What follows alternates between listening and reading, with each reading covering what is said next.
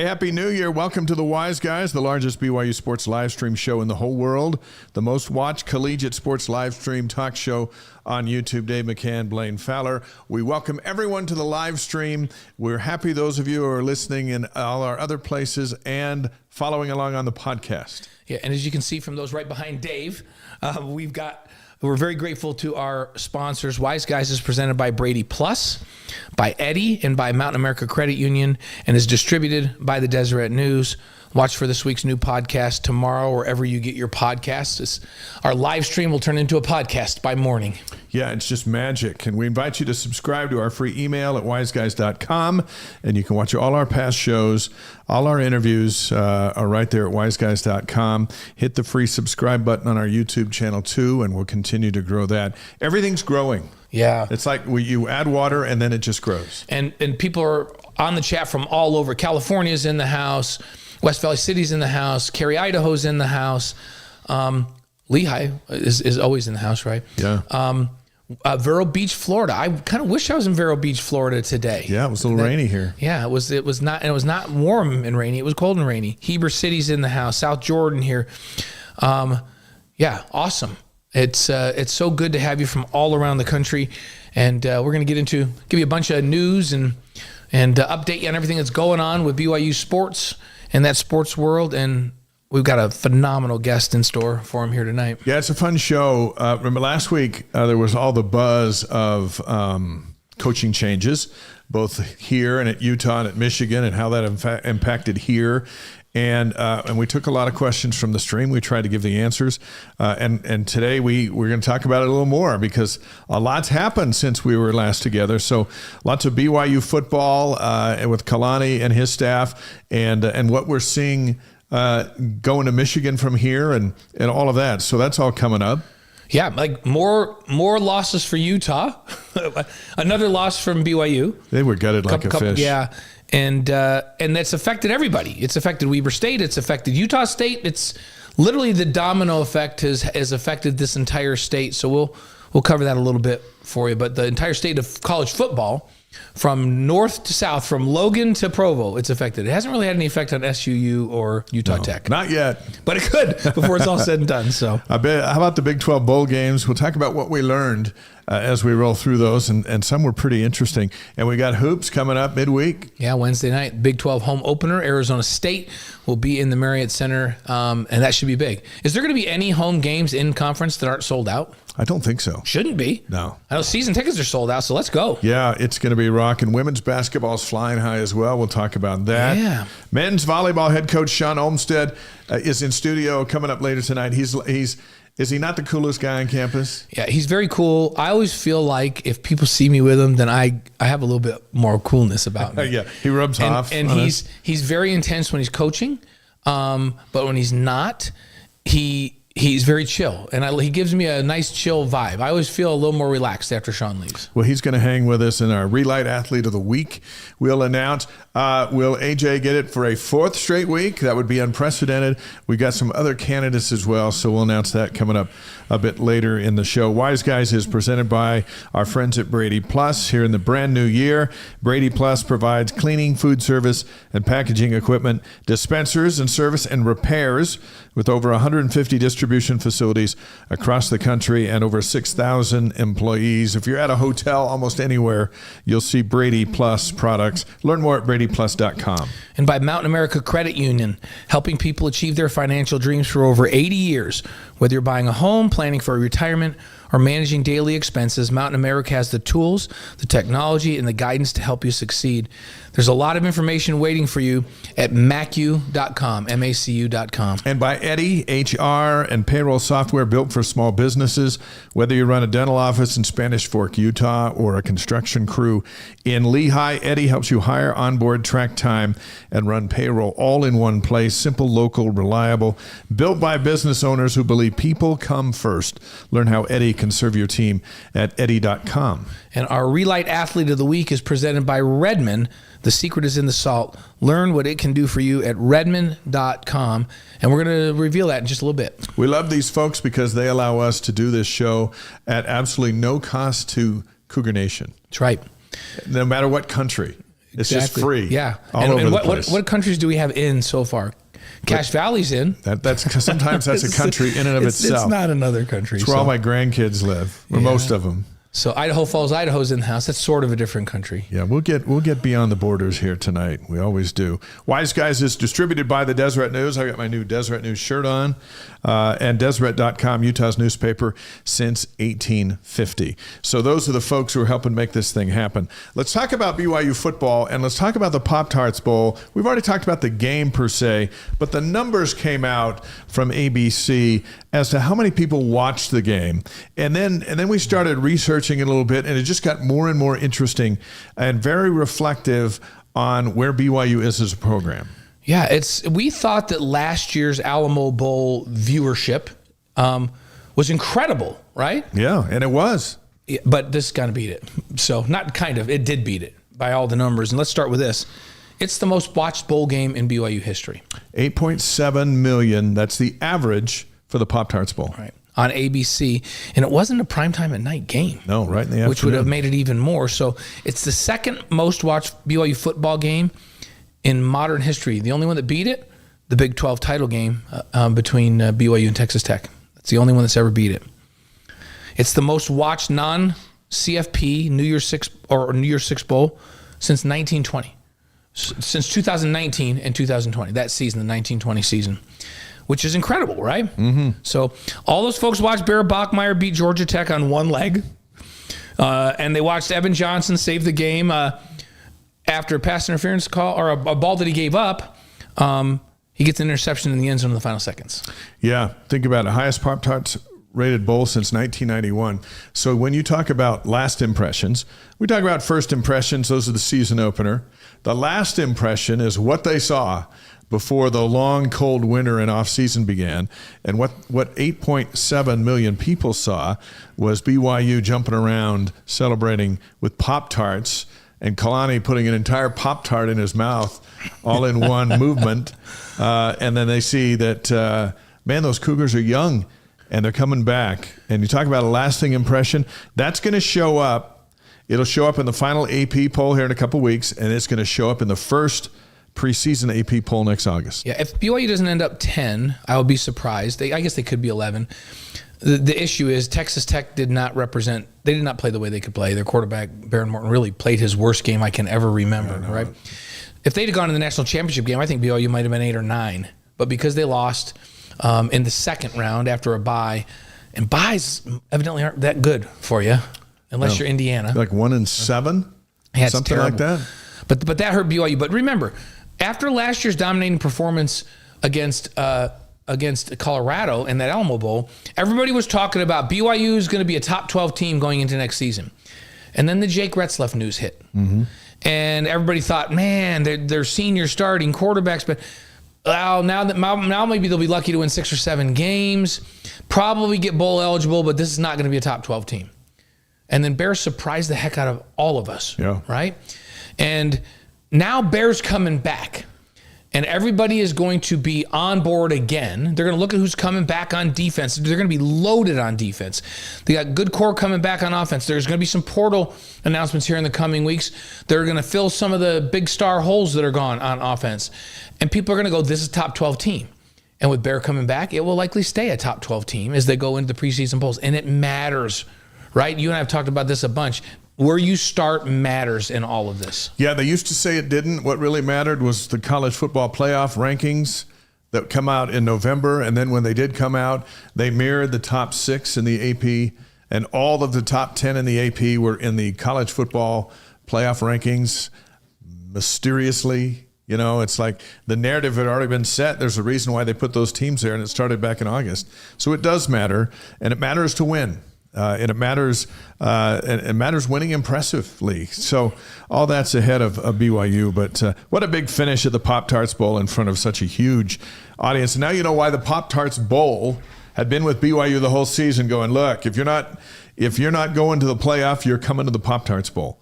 And so they did, and they delivered, and they got a win, and they get a huge television audience and a boatload of momentum. So then they've come home, and now here we are in the middle of this. Who's going to be the coaches? Right. Here and there, and there's a lot of it on the stream here. And so let's spend a few minutes and talk about it. The one thing we do know with BYU, because Gary Anderson actually announced it, that he's not going anywhere. So we know Kalani extended for 10 years, and so he's staying. And then Gary's staying, and Gary is a huge, huge piece in what Kalani's all about. And so he stays as a consultant. Right. And the nice thing is that that's what he's done. But remember, he's the guy that kind of brought Jay Hill on board at Utah and brought Kalani on board and taught him the defense. He was the DC there that kind of trained all these guys on what we all call Kyle's defense. Kyle's defense is really a defense that I think has its roots in Fred Whittingham, Kyle's dad.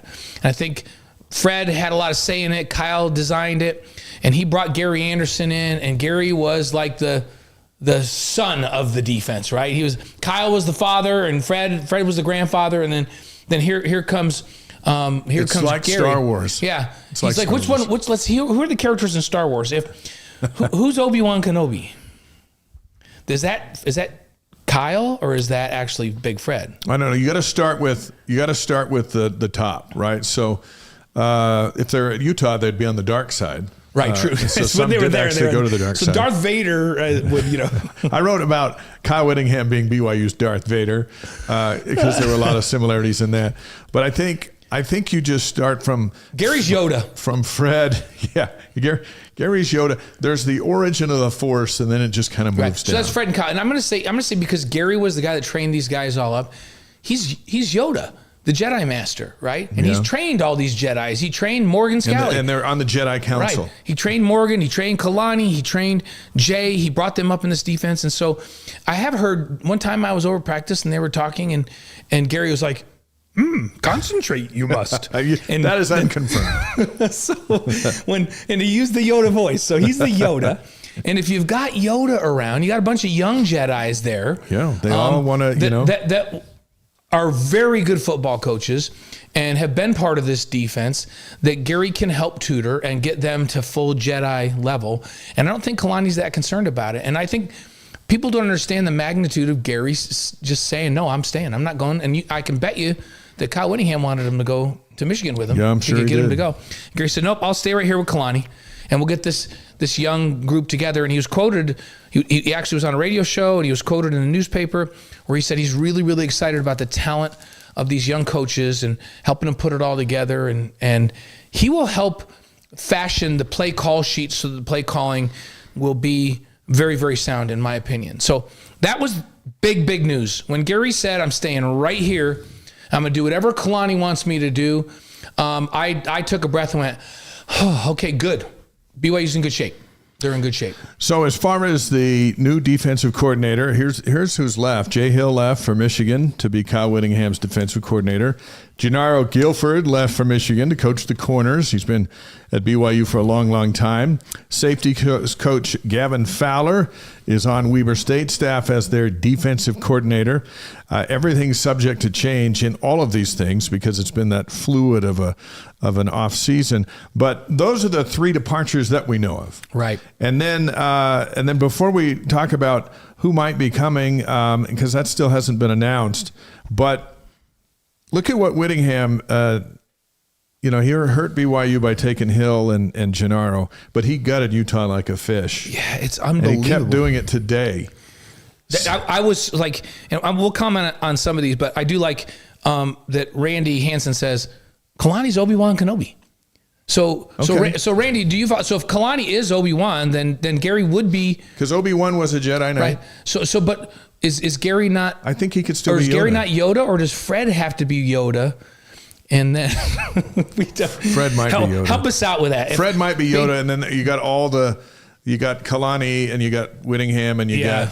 Those guys are all Jedis. All those Jedi Knights. They're all Knights. Because they're all out doing their own areas. Yeah, that's And then true. they come back to the Jedi Council. And that's where Kyle lost his way. That's when Anakin went south and joined the dark side. Exactly. Okay, it makes perfect sense. It all fits. So I think we got it figured out. Thanks, Randy, for the help with that. But So here's who Whittingham's taking. So first of all, he's taken Jason Beck, the offense coordinator, Mm-hmm. who I think Jason Beck has done a great job of tailoring this offense. He did it at New Mexico because he had, the same quarterback at New Mexico, right? Mm-hmm. So he tailored this offense to him and did a great job. And then when they both came up to Utah, he took this thing another step further, and they're one of the leading rush offenses. Well, they were the leading rush offense in the country. That's usually reserved for a service academy.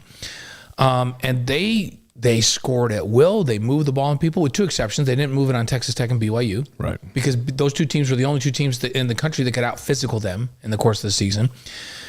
He goes to Michigan. And I think he's a brilliant offensive coordinator.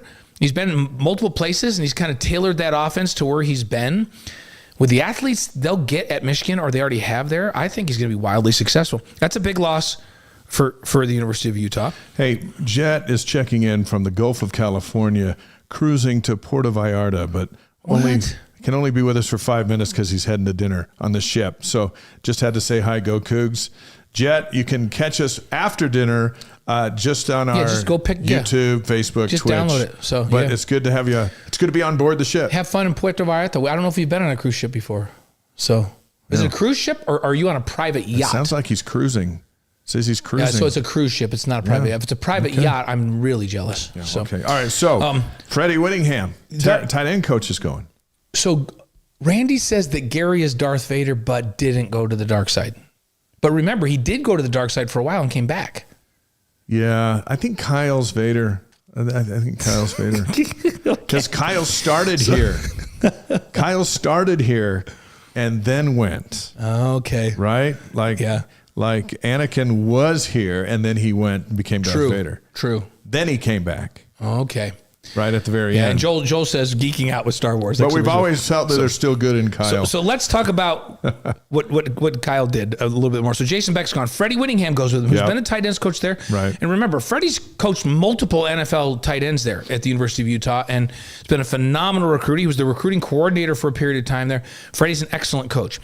Micah Simon, former BYU guy, goes with his offensive coordinator, Jason Beck. He was with him at New Mexico.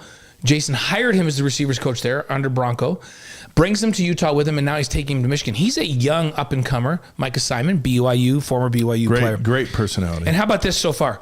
Everyone we've mentioned, Jason Beck, BYU quarterback. Freddie Whittingham, BYU fullback. Micah Simon, BYU wide receiver. Let's go to the quarterbacks coach. Coy Detmer played at BYU. Coy Detmer Jr. Yep, played at BYU, eventually transferred out. You got to get to the fifth one, and Lewis Powell, the defensive line coach, to not have a BYU guy. That's saying something. Yeah. And I'll tell you what has Utah been really, really good at over all these years? Defensive line. Yeah, their defensive offensive lines have been amazing. So Lewis Powell, the defensive line coach, that's a major, major blow for the University of Utah because he is phenomenal. He's a great recruiter. He's a great coach. He's had a bunch of dudes drafted, and he heads off to Michigan. And then news came today that Doug, I want to say Elisaya or something like that. He's the strength and conditioning coach. He is a fantastic, they're always one of the most physical teams in the country, right? Yeah. So he goes. To me, though, this last person is the biggest loss for the University of Utah. And it's the offensive line coach, Jim Harding. He is the guy, if you talk to anybody up there, he sets the toughness tone for that entire football team. And, Kyle does it from the top. But you have to have one of your assistant coaches that kind of takes it right onto the field every day in practice. Jim Harding produces great offensive line after great offensive line after great offensive line. He's a great recruiter. He's a great technician. But he brings a toughness that not just affects that offense, it also affects the defense. In my opinion, that's the biggest loss. He's the heart and soul of this Utah program is Jim Harding. So that's great for Kyle at Michigan. So how many did he take? We have to count those up. 1, 2, 3, 4, 5, 6, 7 coaches. Yeah, and himself. So that's 8.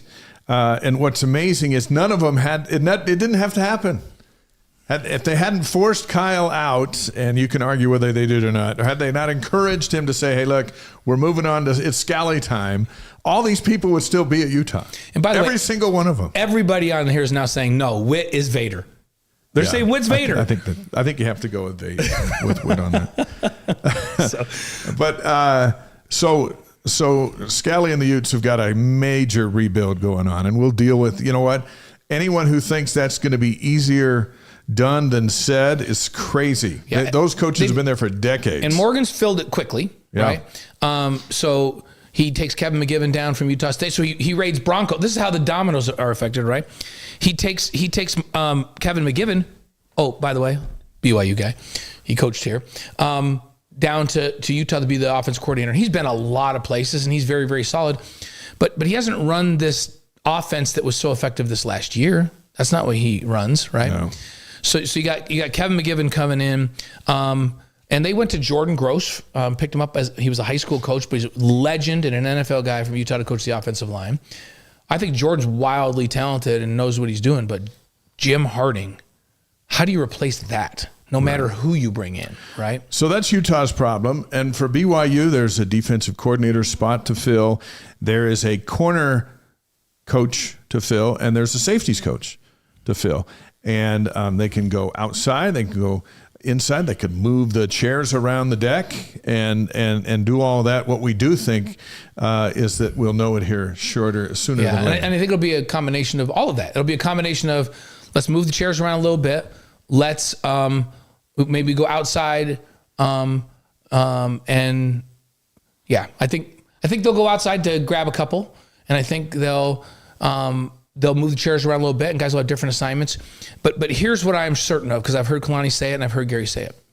The bones of what we have here, we have a bunch of guys that knows this defense, very capable guys. Gary's going to be there. He's helped to bring these guys all up, and I think when you don't lose players, which they haven't, we're going to talk about that, and you have that to build with, you got it. And people are saying Hans wanted Gennaro as the defensive coordinator, right?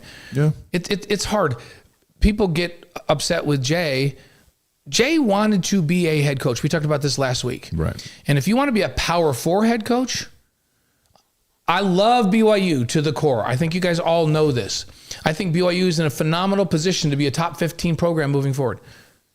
You can't get to the places from BYU right now that you can from Michigan. Right.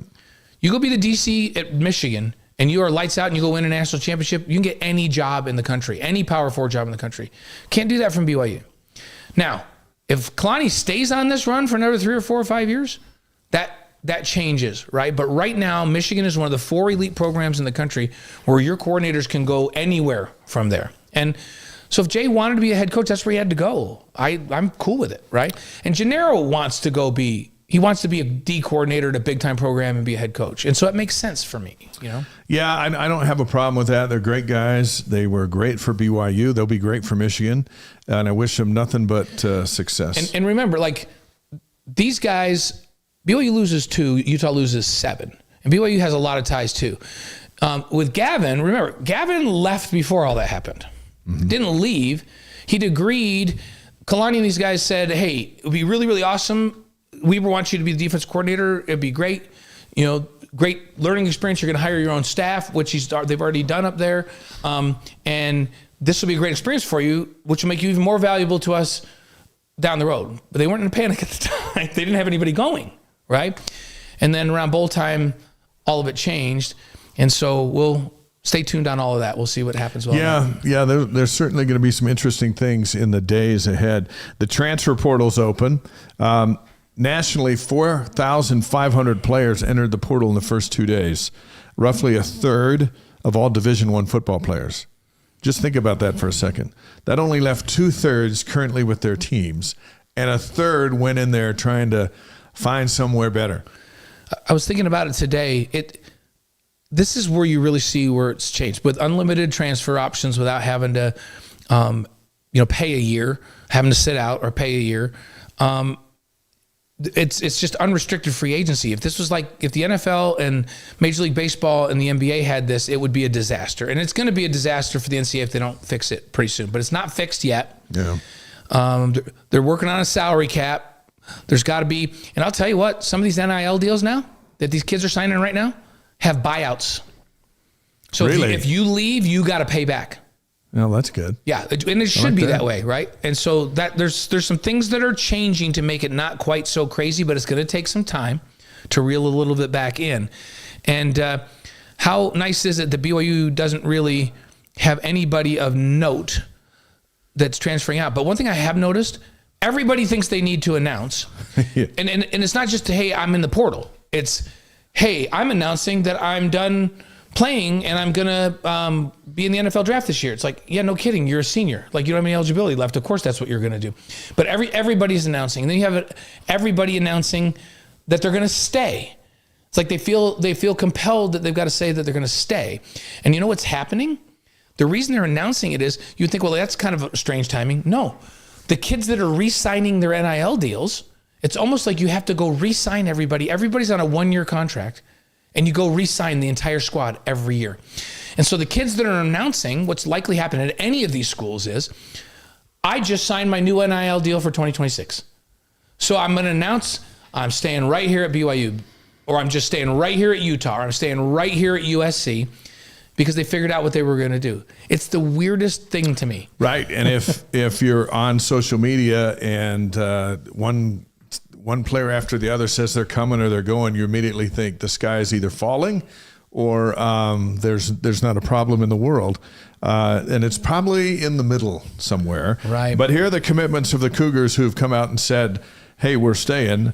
Faletau Satawala, Trey Alexander, Parker Kingston, Raider Damouni, Nessie Tauapeau, Andrew Gentry, Keanu Tanavasa, Siali Acera, Bruce Mitchell, Kyle Safarchoke, Anisi Purcell. Isaiah Jada declared for the draft today. He announced his But there's one that doesn't have any, and I do like what Isaiah did. He did that for the purpose of being grateful. Yeah. Right? Like if you read his announcement, he was very grateful and a lot of gratitude and thanks directed at the BYU's fans and the BYU program. Yeah, he's been great. I'm cool. But he had no eligibility left, so of course he's going to go try to make it in the So NFL. he declared that today. LJ Martin's still out there. In about a week is the deadline to declare if you're going to go into the draft. Isaiah Glasker is still out there. We anticipate they're either in the draft or back at BYU. Right. They're not in the market to. They're not to going, go hey, else. I'm in the transfer portal. What they're trying to figure out is, do I go out to the NFL right now? And that's a process. And Kalani and the staff helps them with that process where they help them get an evaluation. Remember, LJ's got to get healthy to figure out where he's going to be. Yeah, right? his last, we saw his shoulders in a sling. Right. So you got to get it healthy and then go from there. And you can say, hey, I'm going to go to the NFL, and you can still come back. It's not like the old days. Once you declared, you can't change your mind, right? These kids have all kinds of options these days. But that's a lot. The list that you just read with Satawala, Kingston, Damouni, Tamapeo, Gentry, Tanavasa, Acera, Mitchell, Safarchoke, Purcell. And you also saw a statement from JT, John. He's hoping for some eligibility. He's asking, like, hey, folks, anybody you know, anything, like, let's get this year back, because there was a ruling that there were some special considerations for people that played a year of junior college, and he's trying to get that loophole to get him back. You get him back with some of these youngins that are coming up behind and Keanu, and these young defensive ends, BYU is going to be loaded up front next year. And not everybody feels the need. Some folks have said, hey, I wish Bear would announce that he's coming back. And Bear hasn't said or indicated anything to make you think he's not.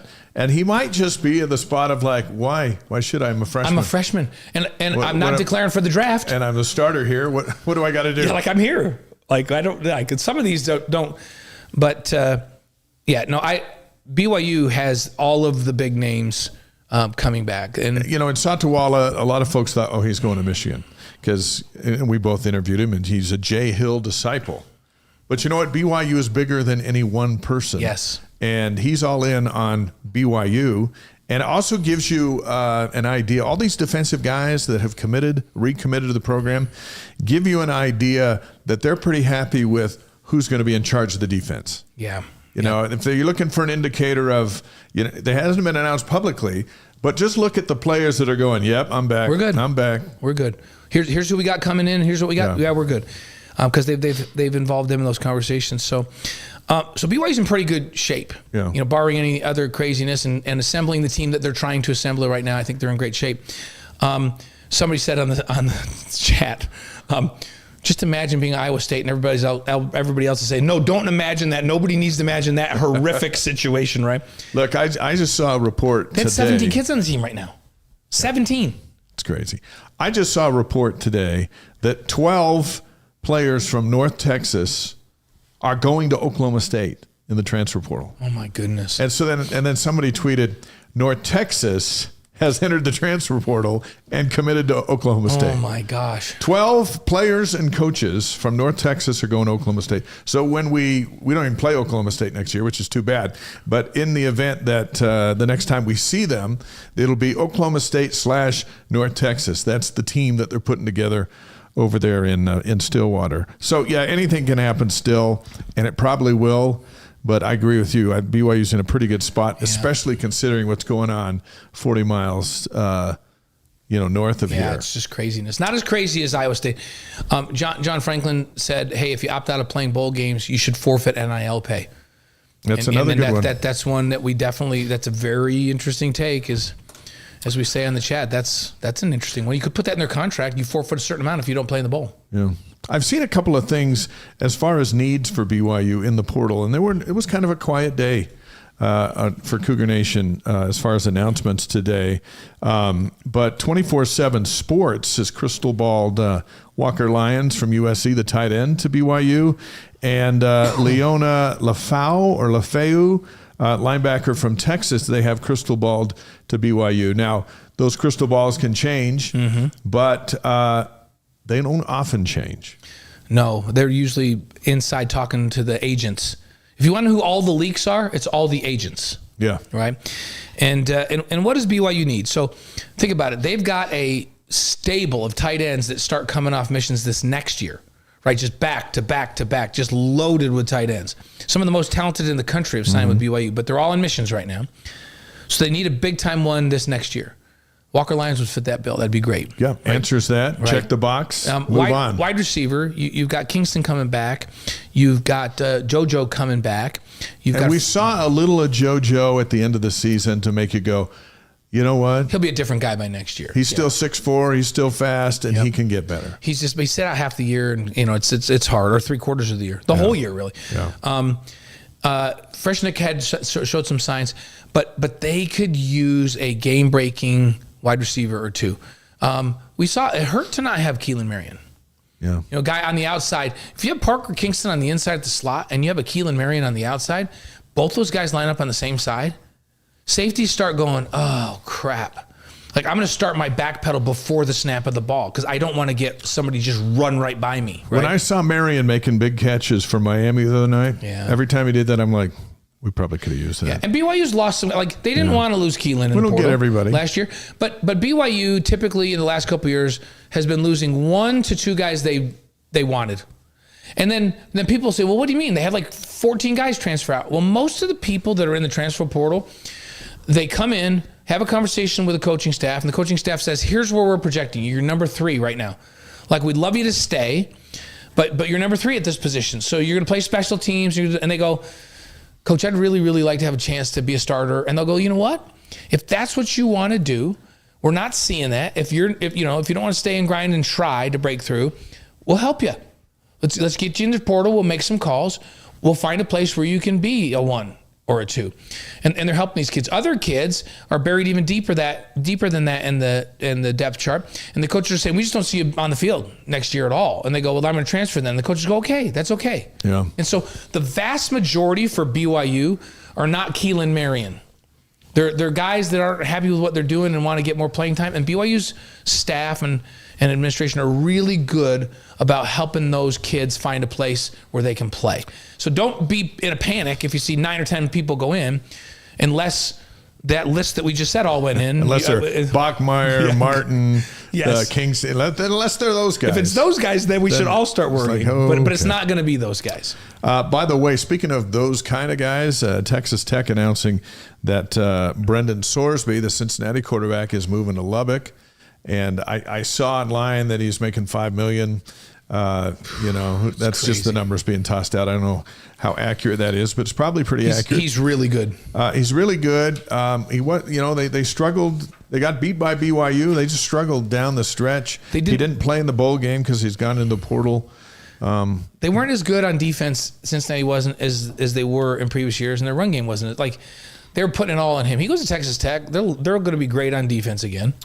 They're good. They have a lot of skill around him. He'll have a chance to shine. It's going to be BYU and Texas Tech in Arlington again. Should be.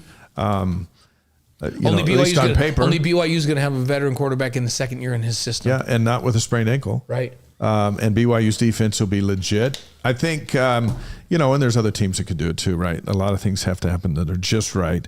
But the two teams that played in the Big 12 title game this last year are coming back reloaded and ready to go. And, Texas Tech got humiliated by Oregon, so that's their motivation. And BYU got beat up by Texas Tech. That's their motivation. And so it'll be interesting to see. But it looks like those are the two top dogs for sure. Mm-hmm. And then all of a sudden there's a drop off because everyone lost all their quarterbacks. Yeah, it's crazy how many quarterbacks. Or their coaching staff. Yeah. So we'll see what happens. But BYU is in prime position to strike right back. Bears got to be healthy and stay healthy, but every team's quarterback has to do that. Well, and they've added to the quarterback depth by Ethan Watson coming back from his mission. Yeah. Ethan Watson made his first appearance to BYU fans on this show, not on purpose. That's true. Because he was Max Hall's quarterback down at Queen Creek. And we were interviewing Max, and he walked behind him, and Max introduced him to us. And he was one of the top quarterbacks in the country coming out, got back from his mission, practicing with the team. I watched him the other day. Holy cow. This dude can play. Like, he can really spin it. So, and now we're on a roll of big-time quarterbacks coming back from missions that BYU's recruited. So they're deep with commitments and talent at the quarterback position. And speaking of quarterbacks, there's a quarterback coach position to also fill. That's right. For BYU. We forgot about Matt. Because Matt Mitchell was over to Colorado State, who BYU will play in September. Matt left before all of the craziness too, or made that a transition. He actually didn't coach in the bowl. He left. Gavin committed right before the bowl week to go help Weber State out, and so that happened kind of the week before the bowl game, but he stayed and coached in the bowl game. So and by the way, his safeties played great again. Yeah, they did. The quarterback coach type thing, there's a spot there. Maybe Max, maybe they hire Max, maybe they hire a quarterback to come in and coach the quarterbacks. We'll see, but there's an option there too. So there's a few names to add to this place. And I saw that McKay Hillstead was good. I haven't seen, has he actually gone into the portal yet? The last I heard, he was visiting Utah State this weekend. Yeah, and so he said there was news that said he was going to the portal, but I haven't seen him officially in the portal yet. So that's the reason we didn't talk about it yet, because I haven't confirmed that he's going in the portal. Yeah, all we've seen are the reports that he's Enoch Watson. Sorry, I said Ethan, right? It's Enoch Watson. So I apologize for that. By the way, for the outgoing Cougars, the Hula Bowl is this week. That means Chase Roberts and Carson Ryan are playing in that one Saturday, 2:00 Mountain Time on the CBS Sports Network.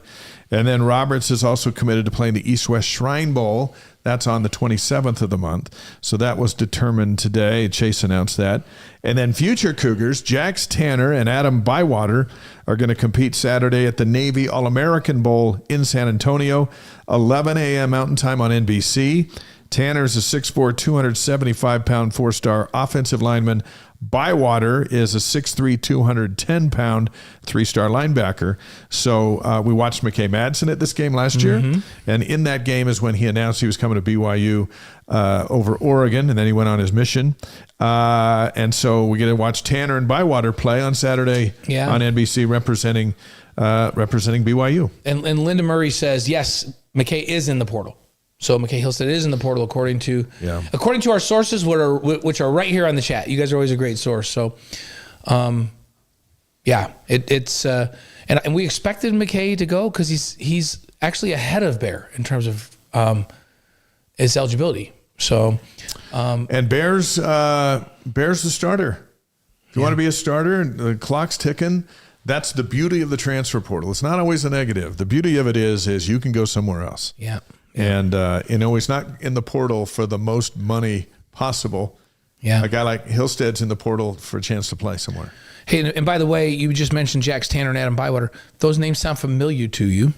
That's because Jax Tanner is the son of former starting middle linebacker Mike Tanner. We used to call Mike Tanner like steelhead.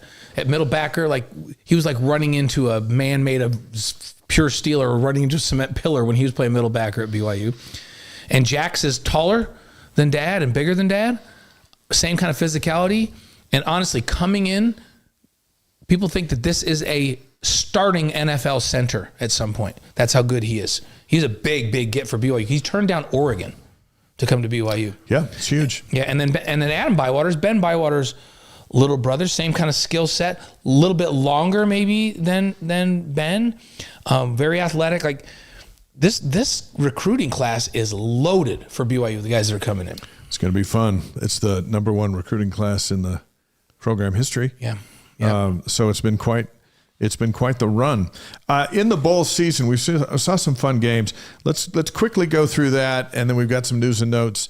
Shawn Olmstead's going to join us at the top of the hour, our men's head volleyball coach, and we look forward to our time with him tonight here on the Wise Guys. Keep your thoughts coming. I see a few. Hey, Taysom Hill would be great to be on the staff. We'll see what Taysom's going to do. Is he going to retire, or is he going to go play somewhere else? So here's we'll find out. And somebody else said Steve Young. So let me tell you about why I think neither of those guys would be good coaches. They probably could, but those guys are so crazy competitive, and both of those guys, like Steve's attention to detail and his strive for literally to be perfect at what he does. I think he would maybe drive the quarterbacks crazy. He just might. They would just be like ruthlessly on top of these guys, and maybe that would be a good thing. But here's the other thing: Steve's got so much going on after football. He in a group founded a private equity firm, and he's not coming to do that. And then Taysom, I don't think Taysom has any interest whatsoever in doing that. No, if he retires, he wants to play golf. Yes, he does, and he's very good at it. By the way, both of those guys are great golfers. So here's what we learned in the Big 12. This bowl season, BYU beat Georgia Tech. The Cougars go to 12-2. I talked about that. Houston beat LSU 38-35. Great win, yeah. They finished 10-3. Yeah. Houston Cougars 10-3. BYU wasn't the surprise story in the Big 12 this year. Houston was. So TCU upset number 16 USC 30-27 in overtime. The Frogs ended up 9-4. 9-4 legit, and that was a fantastic finish. Yeah, the league was on a roll at that point, right? Duke won a shootout with Arizona State, 42-39. Too many turnovers in El Paso, but they were playing without a bunch of their guys who've left. Arizona State finished 8-5. Utah at number 15 literally pounded Nebraska 44-22. The Utes ended up 11-2. 11-2 and out of the championship game. Yeah. That's how good BYU and Texas Tech were. And BYU and Texas Tech both beat that 11-2 U team. That's the two losses. Navy crushed Cincinnati 35-13 without Brendan Sorsby. I'll tell you, the Big 12 teams that were playing without their quarterbacks, with the exception of TCU because they made some big plays, nothing. Yeah, they were nothing like what we saw in the season. SMU lost it down the stretch. Beat Arizona down the stretch. Arizona gave them a huge lead and then came back and looked like they were going to come back and win that thing. Yeah. And they held off Arizona. SMU led 24-0 at one time in that game. I thought it was going to be almost like they needed a block punt. Well, and they didn't get one. And Noah had driven them down with maybe 5 minutes ago, 6 minutes ago, and they were in scoring territory and threw a pick in the end zone. Now he's going in the transfer portal. Yeah. So another quarterback looking around. In the college football playoff, we watched Oregon shut out Texas Tech 23-0. 4 turnovers for the Red Raiders. I thought I was watching BYU and Texas Tech all over again. Yeah, in reverse, right? In reverse. Yeah. So lesson learned there. You turn it over, you can't beat anybody. No, not at that level. No. It's like we were telling, and everybody say Texas Tech got manhandled. Well, they just turned the ball over 4 times. Yeah, BYU didn't get manhandled by Texas Tech. They turned the ball over 4 times, 3 times inside their own 20. You lose big when you turn the ball over in your own territory. Number 10, Miami upset number 2, Ohio State, 24-14. And you know what? They didn't look like they were too stressed in doing it. Mm-mm. They were the better team. Indiana destroyed Alabama 38-3. They were the better team. And Ole Miss beat Georgia 39-34 in the best game that was out there. Yeah, that was a good one. So now we've got Thursday night Miami against Ole Miss. And then Friday night Oregon against Indiana. The championship's coming up Monday, January 19th. It's hard not to like Indiana and Ole Miss. I've said since the beginning, once BYU wasn't in, I was rooting for Texas Tech to win the whole thing. And now that Texas Tech is out, I'm like, okay, I'm an Indiana fan through and through. Why not? 3 of the 4 teams in the Final Four didn't qualify for their conference championship games. Right. But they all scream what's good about NIL and the transfer portal is there is parity now in college football like we've never seen before. But guess what? This whole thing that we just went through, the Big 12 against the SEC in the bowl season, This idea that the SEC should have 5, 6, 7 teams in the college football playoff is nonsense. Nonsense. The SEC is not deeper than the Big 10 or the Big 12. There's some good teams at the top, but there's some good teams at the top of both those other leagues. Like the Big 10's looking, but Ohio State loses, right, to Miami, who's in the ACC. Everybody says a weak conference, and Miami beats Ohio State. And they took care of them, took care of business. And Alabama wasn't even close to Indiana in that game. Look, there's Alabama lost worse or just as bad to Indiana as BYU lost to Texas Tech. Parity exists now because of NIL. Yep. And the transfer portal. So here's the Final Four, and there's no Ohio State, there's no Michigan, there's no Oklahoma, there's no Alabama, there's no Georgia, there's no Notre Dame.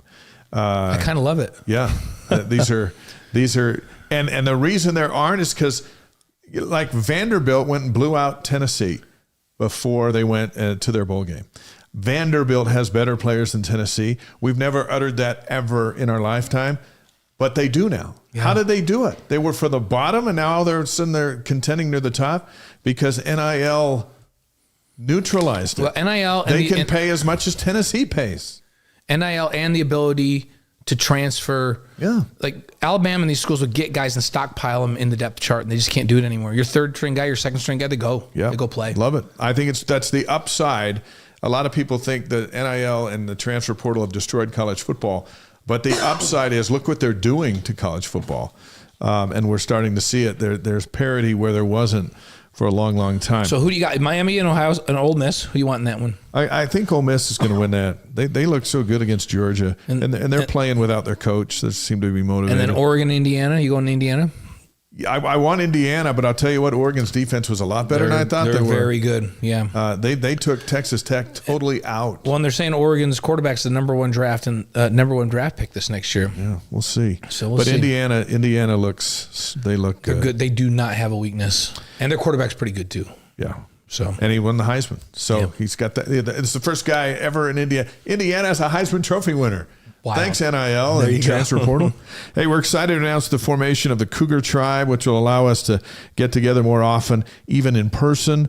The best news of all, just like Wise Guys, belonging to CougarTribe is absolutely free. So we'll have sign-up info later in the month. But what we're going to do now, we're going to admit 100 folks initially to find out, kind of get your feedback on what you want, what you like, what we can give you. So check the link, and then that link will lead you to a paper to fill out, and then the CougarTribe will get a hold of you, and then hit you up for some ideas on what you want to see as we move forward. CougarTribe's here to stay, and we're going to build it into a behemoth.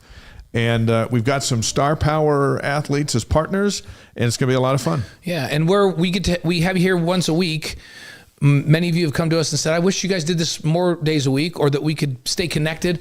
All of you talking on the live stream here, or those that are listening all over the world, tomorrow or the next day as you're out riding your bike with your AirPods in, listen to the podcast, we're going to have an ability to connect with Cougar fans all over the world all week long.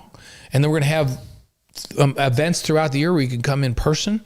Dinners? And do some dinners. That's going to be cool. Yeah, it's going to be really, really fun. So the link is there in the chat. And you just if you get a minute, click on that, then follow the instructions. And then in a couple of weeks, we'll roll it out to everybody, and it's just a sign up. It's going to be hitting a button.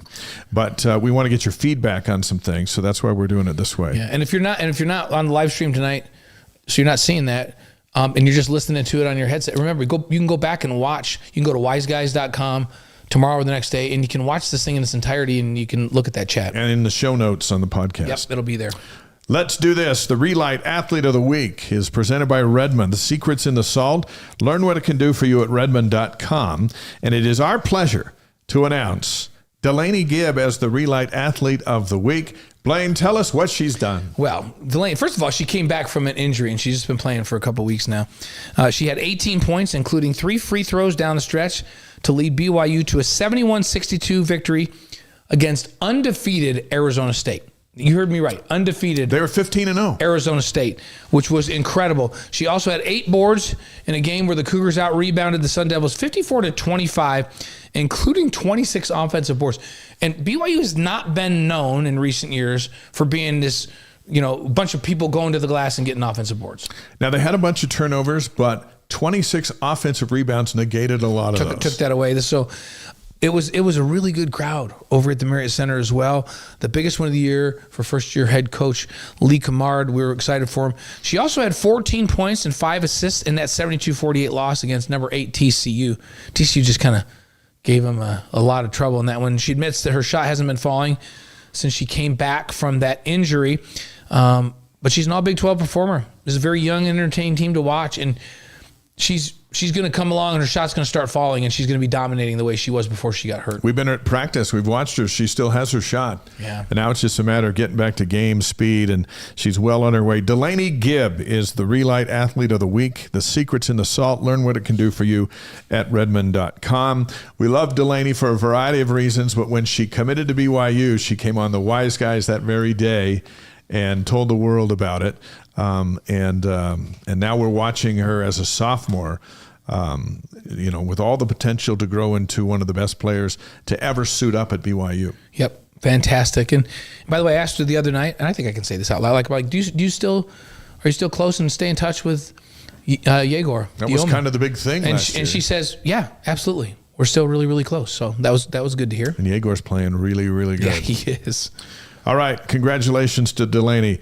Cougars in the NFL. Wild card weekend coming up Saturday. The Rams and Puka Nacua are at the Panthers. Brady Christensen still on the injured reserve. That's at 2:30 on Fox. By the way, Puka now the 6th player in NFL history with 125 plus receptions and 10 or more receiving touchdowns in a season, joining the names of Jamar Chase, CeeDee Lamb, Cooper Kupp, Antonio Brown, and Marvin Harrison. Let's just name throw in there who. Puka Nacua.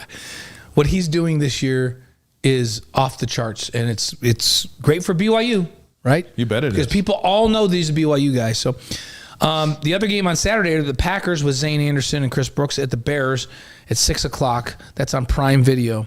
All the more reason to cheer for Green Bay. That's with right. 2 Cougars on this team. And then Sunday, the Niners and Fred Warner, maybe? He's been talking about, hey, if we get into the divisional playoffs, maybe I come back. I don't know. It would be awesome if he did, but, they're at the Eagles. They could use him. 2:30 p.m. On Fox. Did you see that video he posted of him doing some like ninja kickboxing thing with the... It's crazy. I'm like, who is this guy? I'd break my ribs doing that. I'd break everything doing that. And then the Sunday will finish with the Chargers at the Patriots. Remember, Kairos Tonga is still with the Patriots. That's at 6 p.m. on NBC. That Niners-Eagles game's at 2:30 on Fox. Campus Notes are presented by BYU Pathway Worldwide. BYU Pathway makes truly affordable, fully online, spiritually based college degrees accessible to folks worldwide through greatly reduced tuition, weekly peer gatherings, and English support, helping students earn sooner, increase their income, and deepen their faith. Learn more at byupathway.edu. Before Shawn Olmstead joins us, let's jump into hoops. Yeah, men's hoops 13-1. They're 1-0 in conference play right now. National ranking of 9. They're up 1 spot from last week. Their net ranking is also 9, which has kind of been for a bit now. So now the national ranking and the AP matches that. AJ Dybantsa is the Big 12 newcomer of the week for the 2nd straight week. He's just playing at a crazy level. The Big 12 in the top 25 right now. This is like the who's who of college basketball is who's in this league. Arizona is currently number 1. Iowa State is 3. Houston is 7. BYU is 9. That's right, count them. 4 in the top 10. Texas Tech is 14. Kansas is 22. And Central Florida, who just beat Kansas, is at 25. That's insane. And by the way, remember way back in the exhibition season, before we called the North Carolina game, BYU was at Nebraska, and they got beat in the exhibition game. The Cornhuskers are up to number 10 in the AP Top 25 for the first time since 1966. Now, they were good in the exhibition game, and they are, and we were going, hey, those guys are going to be good. That's a really good exhibition game to play, win or lose. And BYU got beat, but these Cornhuskers are for real. And remember that in that game, we knew going in and was reiterated coming back out that Kevin treated that game like a scrimmage. Yeah. He had to. He had to see what he had. He wanted to put different combinations on it. It was a scrimmage, and he treated it like a scrimmage. Then when they played North Carolina, he says, now, that's what we used the Nebraska game for. Now against North Carolina, I still have some things I need to see, but we need to win this game to carry some momentum into our first real game, right? So there you go. as you mentioned, Nebraska's a very good team, and using it as a scrimmage game, they lost in a close one that they could have won at the end. So, by the way, BYU's 10-game win streak is the longest for the program since Jimmer, his senior year in 2010, 2011. how many more do you think they win before they lose?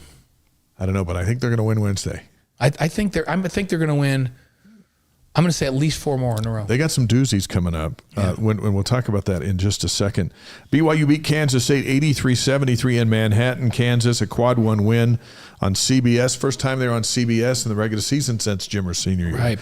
There's a lot of correlation here between what AJ's doing and what we saw Jimmer do as it became a national story. AJ had 24 points, 8 rebounds, and 7 turnovers. Now, the reason we bring up the 7 turnovers, that's the most for him in a game, but it was his first Big 12 game. They beat the crap out of him. To start the second half, it's almost like they came out and said, okay, let's see how much we can get away with here. Because this game hasn't been physical enough to throw BYU off. So let's literally hack these guys and let's smack them around and let's see what we can get away with. And it actually affected AJ, and then he adjusted, and he was fine down the stretch. Yeah, but you could tell early on, he was like, hey, looking at the ref. He's like, that what a foul? what is going on? And it was like, no, the refs swallowed their whistles. Yeah. He'll get used to that. They turned it into the football. It's a football game with a round ball in the Big 12. We saw it last year. 2 years ago, it was surprised all of us. Mm-hmm. And then BYU's like, okay. And I thought AJ's quote after the game was perfect. He goes, yeah, it was a real physical style, and you know what I'm going to do? I'm going into the weight room, and I'm going to get stronger. It wasn't, woe is me, and I got ripped. It was like, okay, if that's it, all right, here's what I'm going to go do about it. And I just sat there going, that's what the best player in the world says. Right. And that's his trajectory. Be the number 1 pick and be the greatest player in the world in his basketball career. That's how they think. Yeah, and I just thought it was refreshing. Got to get better. No excuses. So, Rob Wright also had 18 points and 5 assists. Rob's been as advertised. Nobody can stay in front of him. His quickness is off the charts. Keba Keita, 11 points and 16 boards. That's a career high in boards for Keba. And then, these guys played well. I don't feel like it was ever really in doubt. Kent State closed that lead when they were beating BYU up a little bit there, and then BYU pulled back away. So that was a big one. Up next, Arizona State. Coming in here Wednesday night, 9-5, 0-1 in conference play. It's at 7 p.m. on NBC Sports Network, Peacock, BYU Radio. That's the network I used to work for. Pre-game coverage on BYU TVs at 6. I'll be on the desk with that one with Kristen and Jerem. Teams split the series last year. Arizona State in Provo won 76-56, and then BYU beat them in Tempe 91-81. In the opener, Arizona State lost to Colorado. At home. Yeah, 95-89 in Tempe. The big one on Saturday night, BYU at Utah. The Utes are 8-6, 0-1 in the Big 12. That's on ESPN at 8 o'clock Mountain Time. And BYU Radio, you remember the team split the series last year. The Cougars went up and got beat 73-72 in overtime. In Salt Lake after the game, Kevin Young said, okay, this is what this is. This is the rivalry. Okay. It's my first one, and now I know what it is. And then BYU beat the Utes 85-74 in Provo. Arizona, by the way, blew out Utah 97-78 in Salt Lake on Saturday. Yeah. And I have a feeling that Cougar fans are going to take over the Huntsman Center on Saturday night. One, the Utes don't sell tickets to their games for some reason.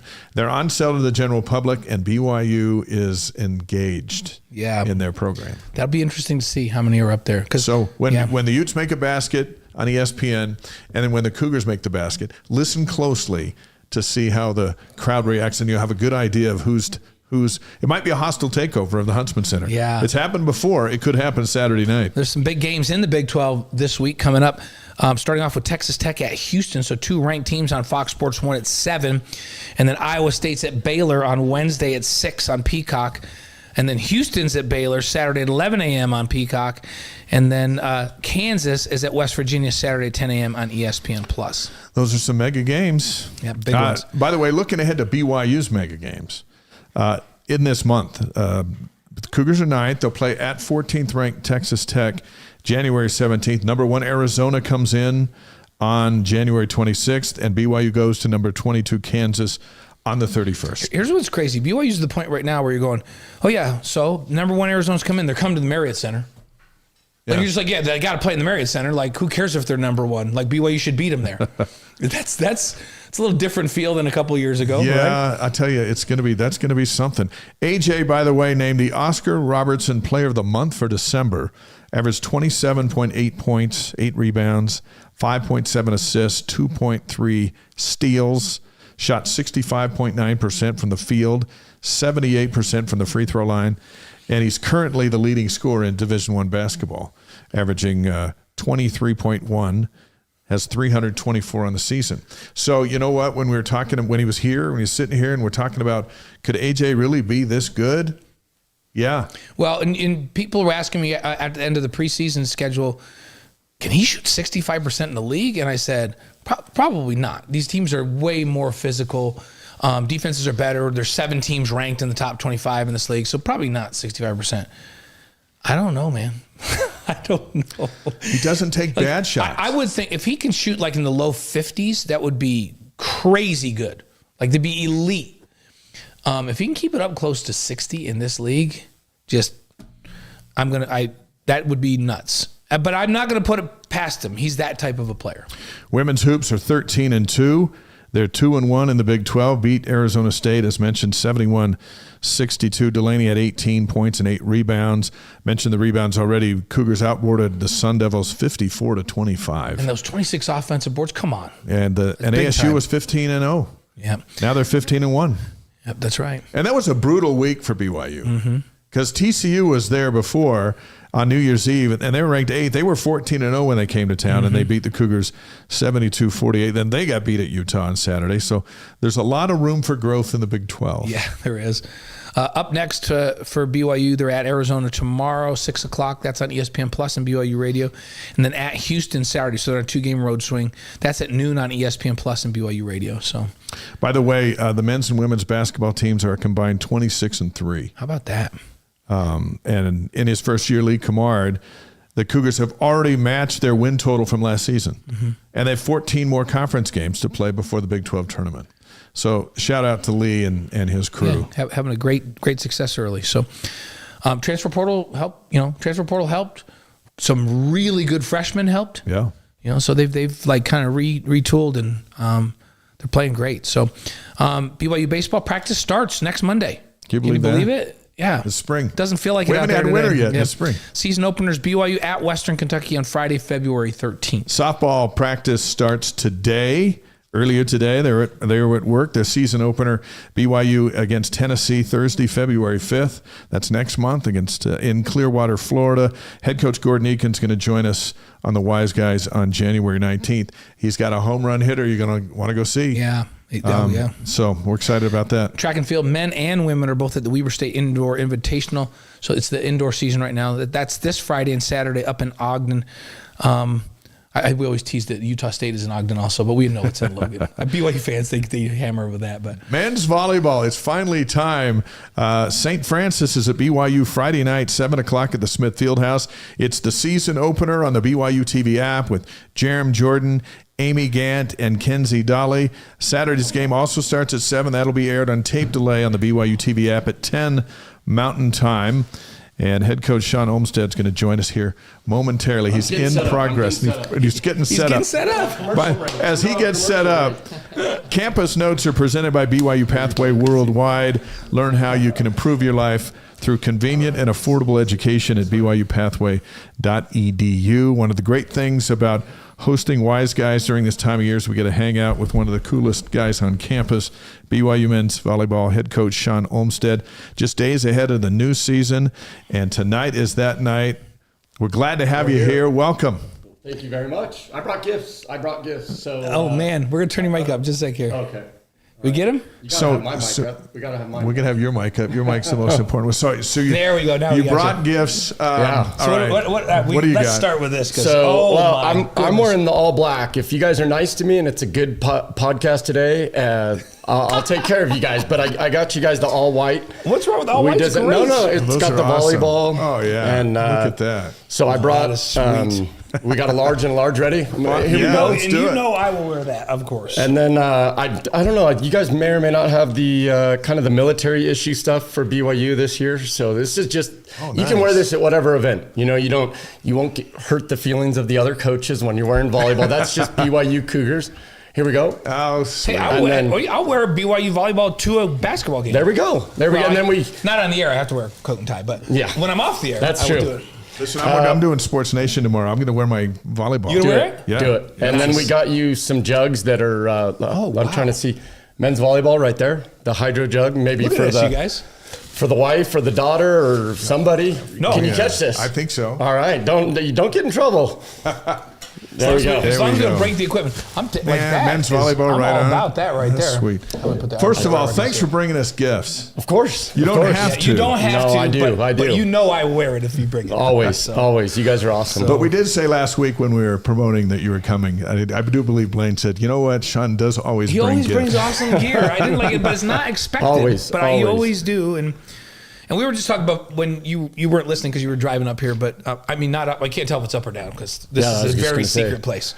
Secret location. But for most Nobody people, knows. they would have to drive up to get here. I would That's say. a good point. That's a good point. So as you were driving up, I drive up. You don't drive up. I drive around. You drive sideways. You drive sideways. So Okay. I drive Around the corner. up to get here. All of us Yes. can't live up in this No, neighborhood. we can't. We're down in the lower ends. Yes, we are. The what do they call it? The lowlands, right? I live in the river bottom. You're down there. If the dam breaks, I'm in trouble. Gone. You're down there where These it's guys safe. are not in trouble. It's safe when it snows down there. That's true. Right. That's true. But we were talking as you were driving up. We're like, man, we think Shawn's he's the coolest coach on campus. Like, you have the coolest vibe. Like, I can't think of any coach. I'm thinking every sport. no, there's not there's- a cooler coach than you. There's not. I mean, yeah, you're probably right, but there's a lot of great.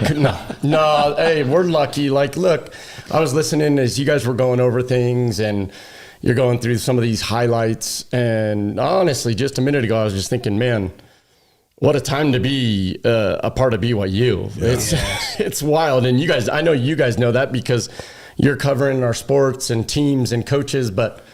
It's a crazy, exciting time to be a part of BYU, of the athletic department, of what's going on in every sport, the movement, the excitement, the wins, and I mean, just it's crazy. It's crazy. And this fan base is nuts about it all. Well, it's like we built this thing for a few years, and you've been part of it with us for a number of years now. We never had any idea that it could be this big, but we owe a lot to that. The fact that all of the sports teams are performing at such a high level that the fans are just flocking. They're like, give us more, give us more, give us more. Yeah. Yep. And there's no place better to be than in the Smith Fieldhouse for a men's volleyball game. When a men's volleyball game is going on, that atmosphere is electric. It's unlike any other place. Just you're there, you see it, you feel it. And for a lot of people that their first opportunity to come watch volleyball at this level, a lot of us, like, the reality is the vast majority of people, see the high school volleyball. They watch their daughter or their niece and maybe their grandkid and play high school volleyball or junior high volleyball. But to be able to go down there and experience and see these guys and the physicality and be right there, you can. I mean, sometimes people do reach out and touch us. They don't realize, like, hey, we're coaching a game, and like, hey, someone in the ward's Great call. like, hey, I brought my dad, but that's the great thing about the Smith Fieldhouse. And I mean, there's been a lot of discussions on changing facilities. That's always a constant chatter, and I've stood my ground from day one. I don't want to change the Smith Fieldhouse. Sooner or later it probably will. That's what facilities do over time. But I've said, hey, I'm perfectly happy with what we have, where we are, and it's a pretty special place for our sport. How do you describe the magic of it? You've played it just about everywhere, right? And you've played in venues where their fans are just as passionate and all that. But what's the magic of your place? There, that we're all like, you can pack in 6,000 people. Come to our game and pack in. You can. You walk in the entrance to the Smith Fieldhouse, but then when you walk into the courts, like, first off, the temperature goes up like 10 degrees. Yes, It's it like, does. whoa, like, the lights and all the people there.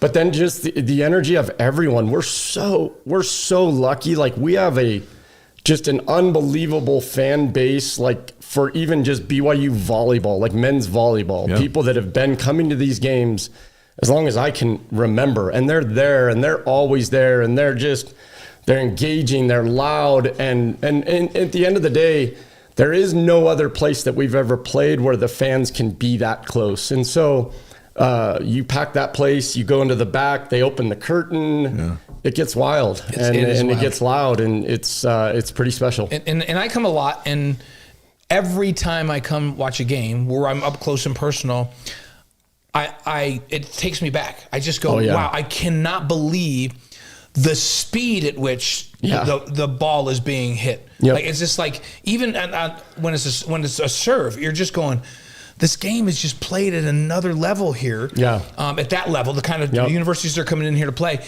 and I can't believe, and the physicality of it, the guys, the way they're exploding off the ground, and guys trying to go, three of them trying to block it, and it's getting hit into them. And how fast is the ball coming off of a hitter's hand when they're spiking the ball? Well, our guys, that's the fun thing is, probably 3, maybe 4 years ago, we invested both programs into the radar system, so we can have the score at each side, so the fans can see that. Because most of the time they do go like, whoa, how fast was that serve or that spike?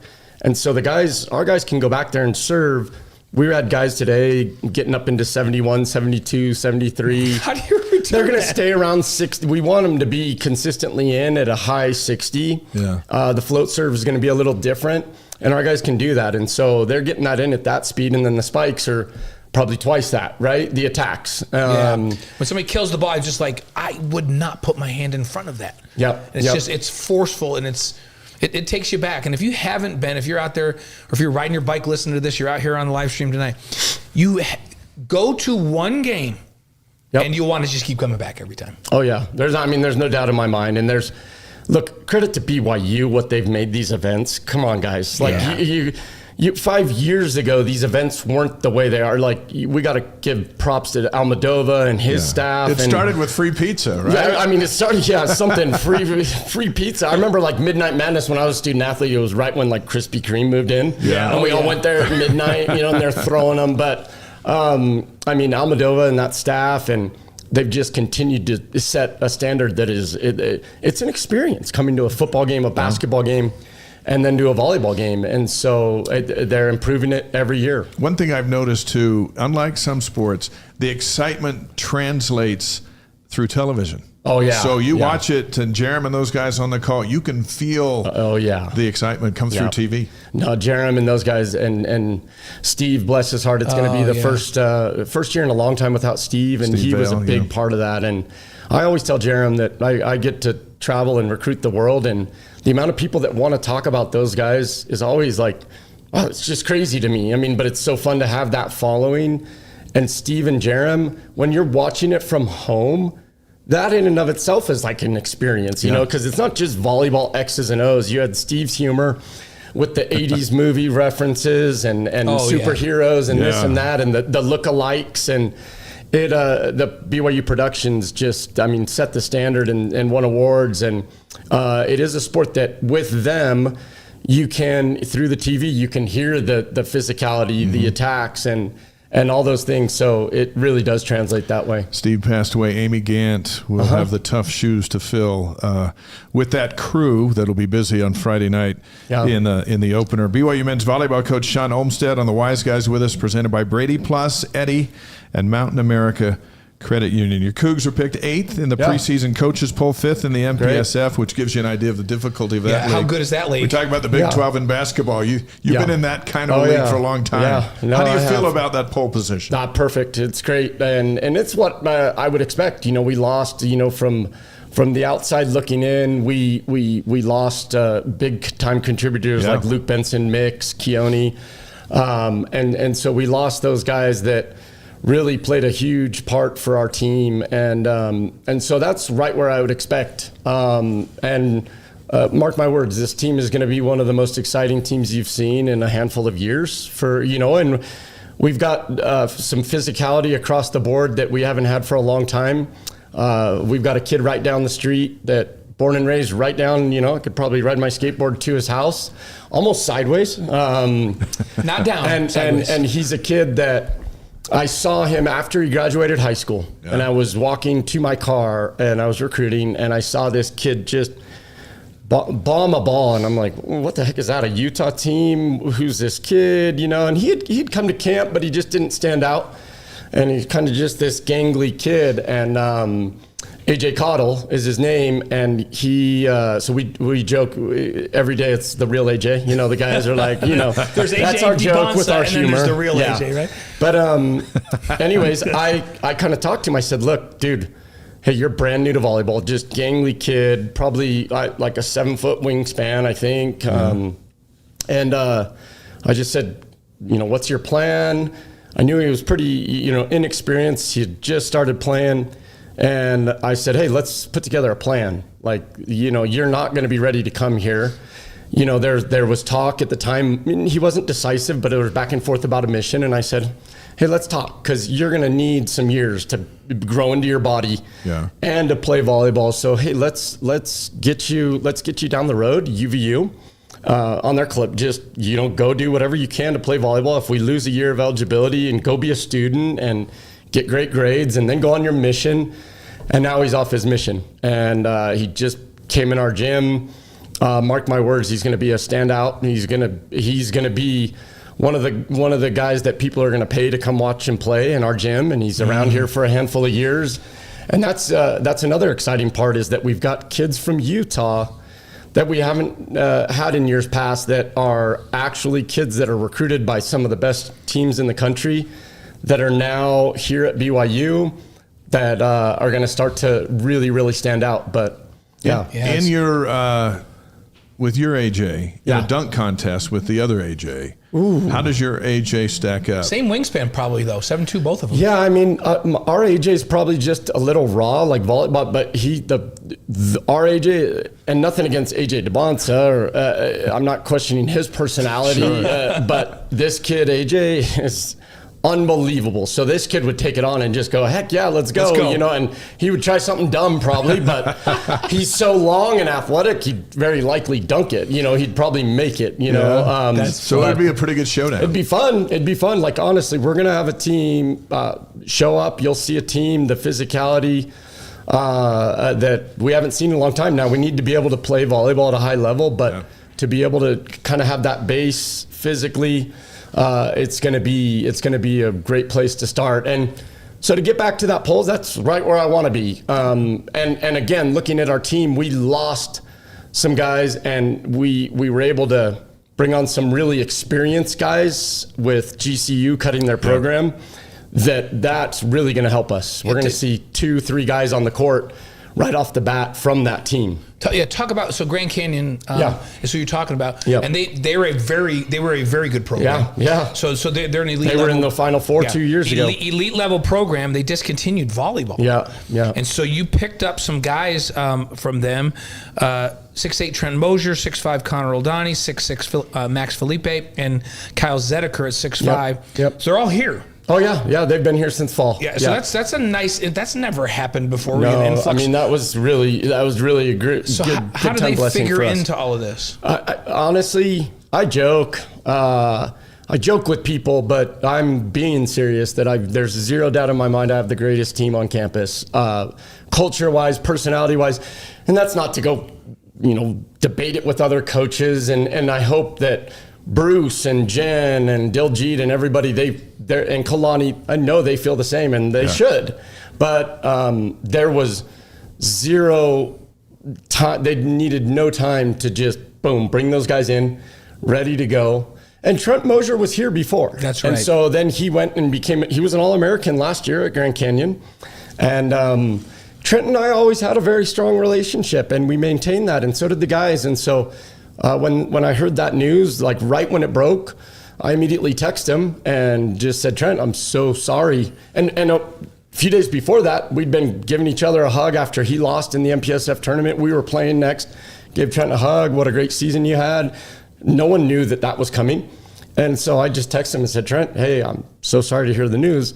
You let me know if there's anything I can do. And, Trent immediately responded, hey, can I call you? And called me. And I just said, hey, well, of course I got the scoop on what was going down, because it came out of nowhere. Mm-hmm. And then I said, okay, what's your plan? And he just said, well, honestly, the best would be for me to go back to BYU. And I said, okay. Let's go. And can you bring 3 of your friends? Well, yeah, and then they all did come on a visit together that week. And Trent didn't need to, but that shows you him and the teammates. And I said, well, we're going to bring all these guys. And Trent's like, you don't need to come. You've been here. You've lived here. All of our team. Campus. Everything. So let me know. And he's like, well, I want to come. I want to come with the guys. All right, Trent, we'll bring you out too on a visit. So that doesn't happen too often where you bring them on a official visit. Right, the guy that's already played for you. That's already played, and so Trent's back, and it's just a great story for him. So you lose 5 players, so to pick up 4 in the portal from one team, this has never happened before, has it? Yeah, and and most of those guys were playing quite a bit on that team. And last year we split with them. So we beat them night 1 at Grand Canyon, and then they beat us night 2. And so here they are, and you're gonna see some of those guys on the floor right at the get go. Mm. Do they have a nickname, the foursome? What do they call we themselves? always joke hey, GCU against BYU, let's go, and we'll mess around with that, and they laugh and they love it. And I had a really great friendship with the head coach for GCU. Yeah. And he transitioned into women's volleyball because of the growth, and he became an associate head coach for Kansas. So when he came into town, he was texting me, Shawn, I can't wait to see those guys. And I just said, hey, Matt, we were in limited hours at that time. But I said, you're going to be around it was like a Friday. And I said, technically our week doesn't take us to that day. It was early season training. And I just said, but the guys would love to see you. I know you want to see them. I'm going to switch everything around. I switched it like a day or 2 before on the guys. I said, guys, Matt's coming. This will be fun for the GCU boys and for our crew to just switch practice. And it was great. He sat there. He had his Kansas gear on, because they just had women's practice an hour right before ours. And he stayed after and just loved seeing the guys. Took some cool pictures. And so, isn't that interesting? As a veteran coach, relationships matter. And sometimes they might matter 5 years down the road. 100%. But look what relationships have done to the roster we're talking about tonight. Yeah, absolutely. I mean, relationships, look, guys, we've all been through it. And you guys have been, no offense, you guys have been through a lot more than me, right? You've been around the block a handful more. Forever. But guys, isn't relationships always what it comes down to? And it's, you see that in the great coaches, you see that in those kids that, some you're going to see in this day and age, there's kids that can't stick around at the programs they're at because of roster changes. And you're going to see the coaches that have those relationships and have that bond. And you see it in the kids that depart. And then sooner or later, their cousin or uncle or brother or cousin or somebody, like, hey, go to BYU. That was maybe I got cut because of rosters or something happened, but man, I had the best relationship with my coach, and I think that's what it's always about, right? Yeah, it seems to be, especially for the successful coaches. Yeah, I mean, it really is. And you look at any successful coach, and that's what it comes down to. It really does come down to that. And I think you can see some coaches that kind of strike it while it's hot, right? But the ones that consistently over time, year in and year out, that's what the cornerstone is. The other ones might come and go, and you're going to see a Lane Kiffin or this or that. And but the consistently great ones are building those relationships every single day. That's a big part of their job. Yep, love it. Hey, your good friend Kalani Sitake signs a 10-year deal. So he's about relationships. Going to be here with you. You've been here for a long time. He's going to be here for a long time, and that's. It seems like that's worked for BYU. Yeah, and that's been, I mean, just what the football team went through and what he's done in this climate where it's just, it's kind of a what can you do for me now, right? We're seeing that, and Kalani's been able to navigate that properly, and it's the right person to be here at BYU for this team for this time that we're kind of in, where he's being able to bring a kid here and there from the portal. But I mean, Kalani's building just the foundation of what he's doing is phenomenal. And I always share with you guys, Chase is my neighbor. And so I said bye to him when he packed up his truck. I think he left on Saturday. They were driving to California. He packed up his little Tacoma and I'm out of here. You know, he had his BYU gear going to the on. Hula Bowl, right? Yeah. Yeah. And I was about to shut it up. Chase, man, we've lived across the street for 13 years now. And, got to see that kid grow up, and what a phenomenal family. But just look at him. That's a young man. Like Chase probably never even considered. I knew he was going to go to the NFL, but that's a different thing than, hey, I'm going to see if I can get out of here or strike it somewhere else. He's BYU through and through. And, that's those are the big time people that Kalani's really building and taking care of. We like to ask you this question every year. Okay. If the team had a dunk contest, who wins? Ooh. Dude, who's like Fife is a freaking athlete. Oh, yeah. Jackson Fife. Yeah. The Fife family. I sure do. No, wait, no. He does too. We do. You guys both do, right? Yeah. But Tom's in my eldest quorum. He's really? Salt of the earth. Okay. We both know him. I don't know. Fife's a really good basketball player. Really? Like, just in general, basketball, he's really good. I don't think he'd win the dunk, though. But he can dunk. For a libero, that's pretty impressive. Pretty good. Yeah. Oh, man, dunk contest.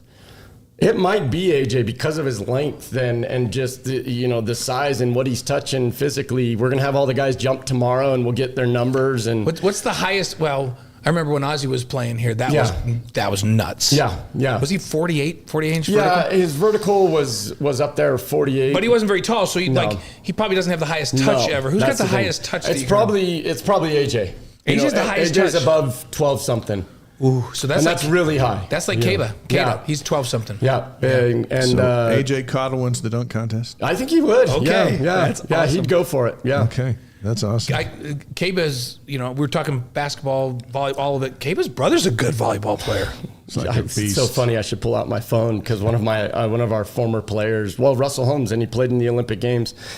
I get a text after morning practice, and it's like, hey, what the heck? What about these rumors about Keita's Namori Keita coming to BYU? And I was like, what? And I go pull up Instagram or something, and someone had created legitimately a real like a spoof. But hey, here's the rumor right now: is look, this is his brother. His brother's likely making X amount of dollars, right? And he's like, this day and age where we're bringing NBA guys, right? And so G League guys. Really, one of our former players believed it in California and hit me up. And so, but no, his brother is, if you guys have not gone and looked at his highlights, he's an international star. Unreal at volleyball. Unbelievable volleyball player. It's wild. Yep. Hey, let's take a look at the schedule a little bit here. Okay. The home schedule. St. Francis is here for the home opener on Friday. The home slate has UC San Diego, UC Irvine, Menlo College, Fort Valley, Concordia Irvine, Pepperdine, USC. How do you feel about that lineup at home? I mean, it's a good home slate. We have more home matches than I think last year, and it's perfect. We're going to kind of ramp it up in difficulty as we get going. So we've got St. Francis. This is a head coach that's been there probably like 30 something years, and his goal before he retires, kind of funny side note, is to play in every Division I venue, and so we're one of the last. Oh wow! And so he'd always been telling me, and I was like, hey, you just tell me when and we'll make it happen. And finally it just worked out a year ago that he said, hey, next year, can we start there? So this is going to be cool for him.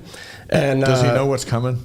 No, but he knows that, what he knows. And this is also the great thing about BYU. And I have to mention the quality of the people at BYU. Yes, we know that. We hear about it all the time, right. But that is always talked about by any team that comes in and plays here. Wow, so exciting, so much fun, but man, the fans are just amazing people and treat those people with respect and love good volleyball. So he knows the tradition, he knows the lore of the Smith Fieldhouse. So I'm excited for him because he's been doing it a long time. I'm really excited. So, and then we've got San Diego and then Irvine, great teams from the Big West. Right. Our slate with MPSF teams is really, really good. Pepperdine, SC, And so it's really, really becoming a nice home field advantage through the course of the semester. And we're hosting the MPSF tournament. Yes. We already know that. Right. So that's a big thing we're talking about, is getting our guys in a position through these matches over the next few months to be ready for that tournament come the end of April. On the road, you've got at Santa Barbara, Lincoln Memorial, Harvard, Merrimack, UC Merced, Jessup, and then Stanford, Vanguard, and you finish up at UCLA. That's you finish up with the big one. Yep, we finish up with the big one, and they're hosting the national championship. So I love that. I love that we get to finish with them. I love that we get to go out there and be on that floor, because then the next week we'll return for the MPSF tournament, and it's going to give us a good idea of where we're at and where we need to be. So the MPSF tournament's April 21st through the 25th, right here in Provo. And then the next week I think there's a week in between. Is there a week break? And then it gets going. So you play a couple of really smart teams this year. Holy cow! Yeah. You're on the road at Harvard and at Stanford. Yeah, I was excited about that, and I've always told my scheduling philosophy. I think it's really important for me. I've kind of taken this on to take our team to places we've never been, to be able to be with the fans. And Cougar Nation is so amazing. We go to these places. They show up. They have never seen a men's volleyball match live.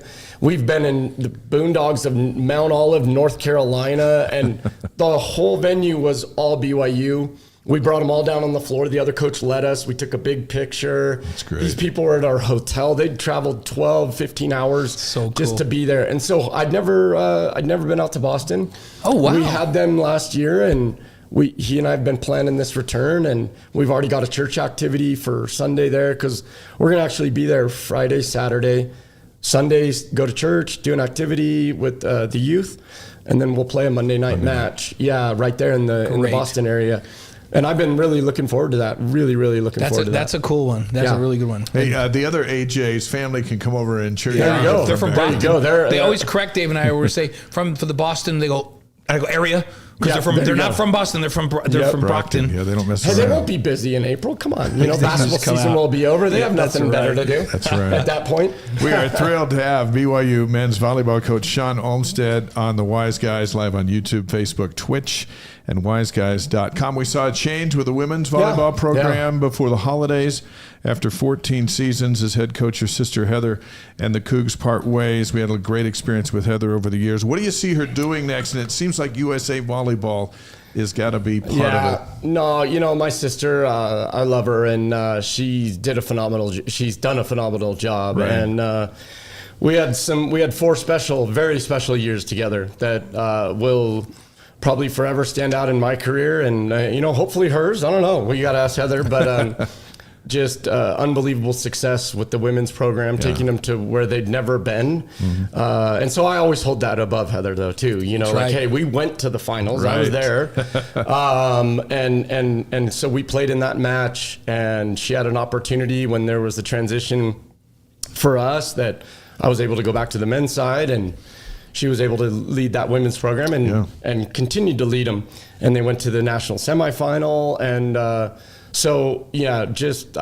it was an unbelievable opportunity for us to just be together, be around each other. And Heather's unbelievably driven, unbelievably successful, and she's going to go do whatever she wants right now. And I'm excited for her, And I think she's every year she's had many, many opportunities come her way, and so I know that she'll kind of lay low for a little bit she's not going to just jump to get right back into it. Right. She's going to kind of look at some things. She's got some really, really strong connections in the international game, the USA gym, and at some of the bigger programs in the country on the women's side that have in years past tried to bring her to their program in some way, shape, or form. And she's going to just kind of lay low and figure out, okay, what could be next. And I'll be her biggest fan forever and ever, and she's awesome. And so, again, it was a wonderful time for all of us, and I think the world of her, and she knows that. And so, but it's exciting. Rob's here, and we were teammates, and so today was the first day I got to see him.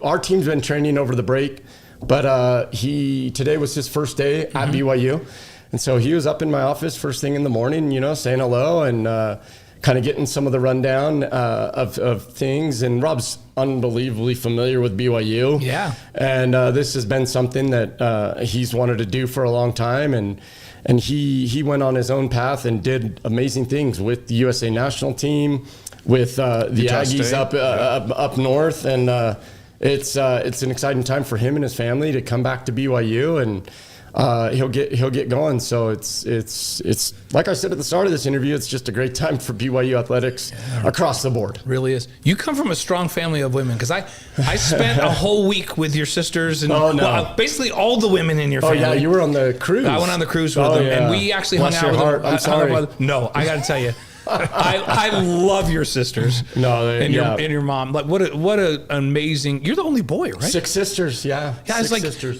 we got talking. I was like, wait. All of you and Shawn, and then they go, oh, he's the crown prince. He's Oh, Shawn got away with whatever he wanted to they do. Always say Like, that. I remind them, no, I didn't. Guys, get out of here. But that's fun that you come from that's a unique situation. Yeah. We have 6 sisters. 6 sisters, and yeah. you're the only boy. Yep. So. Yep. What keeps coaching fresh for you? Is it the hiking? What is it that you do? I mean, that's my escape, and that's something very special to me. And it's the reality is it's almost become spiritual for me. Yeah. And that's some people may interpret that as cheesy or anything, but they did a deep blue. And followed me on a 100-mile race up at the Bear 100. Started in Logan and ended on the water at Bear Lake, and they were with me all night. And these guys were just like, "What are you doing? Like, what are we doing? Like, what? Why are you doing this? How are we going to do this?" I'm like, "Look, you guys wanted to do it. I didn't. These are just things I enjoy. You guys want to take part of it, so hold on tight." And no, for me, what keeps it's just to be around these kids. Like it's a blast. In all my years at BYU or at coaching, I've never once thought to myself, man, I got to go to work. I haven't. And that's so lucky. Half the time I look like I'm wearing pajamas to work, and that's how I get to go to work every day. But, and then on top of that, over the last handful of years, like the people at BYU, I mean, LJ walked into my gym today in the middle of practice, and we started wrestling. And mark my, LJ, you're going to hear this loud and clear. Just grabbed him, and we started wrestling, and I had him up against the fence, and and LJ's strong. Like, he could easily take me down. But people like LJ, Chad Lewis, just the support across the board, top to bottom, Robbie, and the leadership, and then just the people, the secretaries, the travel agents.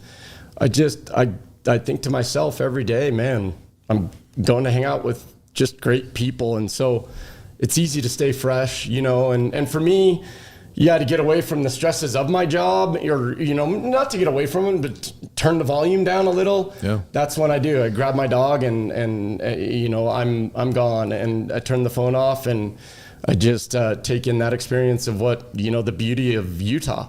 We're surrounded by just some of the most beautiful landscape God's created, and so that's, again, maybe an escape, but that keeps me for sure young and fresh in my mind. So I'll keep doing it as long as I can. So Friday night, before you leave the locker room, and you're going to take the floor, and the place is going to be sold out. It's going to be everything that you've enjoyed. Are you going to be nervous? No. You don't get any of that? I couldn't tell you the last time I felt like a nervous. No, because I'm just, honestly, what I believe, I like that question, and I appreciate that question, because I just hope that I leave those games, or I'm sitting there before it starts, and I see people that I've seen for the last 20-something years, back to when I was a player, the same husband and wife, and maybe their kids are now a little older, and they're bringing their kids. Like, that means so much to me, more than people know. Like, I don't think I can put into words what that means to me. And I hope that my guys appreciate it. And I tell them every single time at the end of every game, it's a lot, of course, strategy, X and Y, and this and that. But I tell those guys, if you don't take a moment in the 1,000 posts you get tagged in by people you'll never, if you don't pick a handful of those and respond personally to them, you will make their world. Yeah. And so I hope my guys do. I think they do. But man, I walk in there and it's just like this sense of gratitude that people on a Friday and Saturday night will put everything aside to come support and watch and partake and be around our team, us, BYU. And so, the games, the games part of it, like, I didn't, the nervous and sick to your stomach. That was, I felt that. I've felt it all. You're in the bathroom vomiting before a game and there's nothing to vomit because you haven't been able to eat all day. And, I think that with growth personally and just as a coach, you know that, hey, I'm going to do everything I can to put my players in a position to win, and then let's go from there. And this is special for them. This is their time. This is their moment. I've hoped they've thrown up before the game and they got their, hopefully they can keep down some food, but I'm just, I'm unbelievably excited for them, and it's their time and their moment. And I get to be a small part, and forever I'll be grateful for that, for sure. Yeah, that's awesome. Well said. Before we do 5 questions, was Grand Canyon here or were you there last year? We were there. We were in Phoenix. Oh. So this will be the four Grand Canyon, with the exception of Trent, this will be their first. They have no idea what's coming. And Trent tells them, and it's fun to see that interaction too. Yeah. So that'll be a first. How much eligibility does Trent have left? Oh, this is last year. So this is it for Trent. Yeah. Or the other guys are. They're all. Well, one of them was a kid that signed with Grand Canyon, so he's a freshman. Okay. And then the other 2 are sophomore. So those guys have some time, but they've got. But 3 how cool for Trent to come back his senior year, where he started. And he's, credit to him. He got married. We usually marry people better than ourselves, right? And nothing against Trent, but his wife's awesome and unbelievably supportive. And so credit to him and his family. He's grown a ton and he's back. And like I said, he was an All-American last year and he got to play USA this summer. Went and won a championship with them down in Puerto Rico with the men's national team. And so it'll be fun for him to finish out this, and that's a cool part to his story that I think the fans are excited about too. Yeah, we're excited to see. All I have to say is I'm excited. I was already excited because I knew that we got some, but now let's go. I'm ready. Yep. This is going to be a fun team to watch this year. Is this not the tallest team you've had?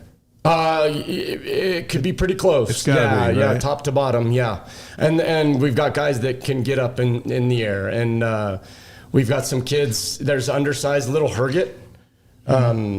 What's Dad's name? Todd. Played football. Yeah, I know. Yeah, Todd. And his older brother is going to be our senior setter. Okay. But he just came off his mission, and wait till you see that kid fly. Wow. You haven't seen a kid and he's only 6 feet 1. Is he the next Ozzy? Ossie's thing was he's left-handed, which you don't see a lot. Right. And so Ossie was so creative with that, but he's very comparable, to the jump and the arm speed of an Ossie, and he's only a freshman. I used to watch when Ossie would come. I would, especially if he was hitting from the back line, he'd come and I'd go.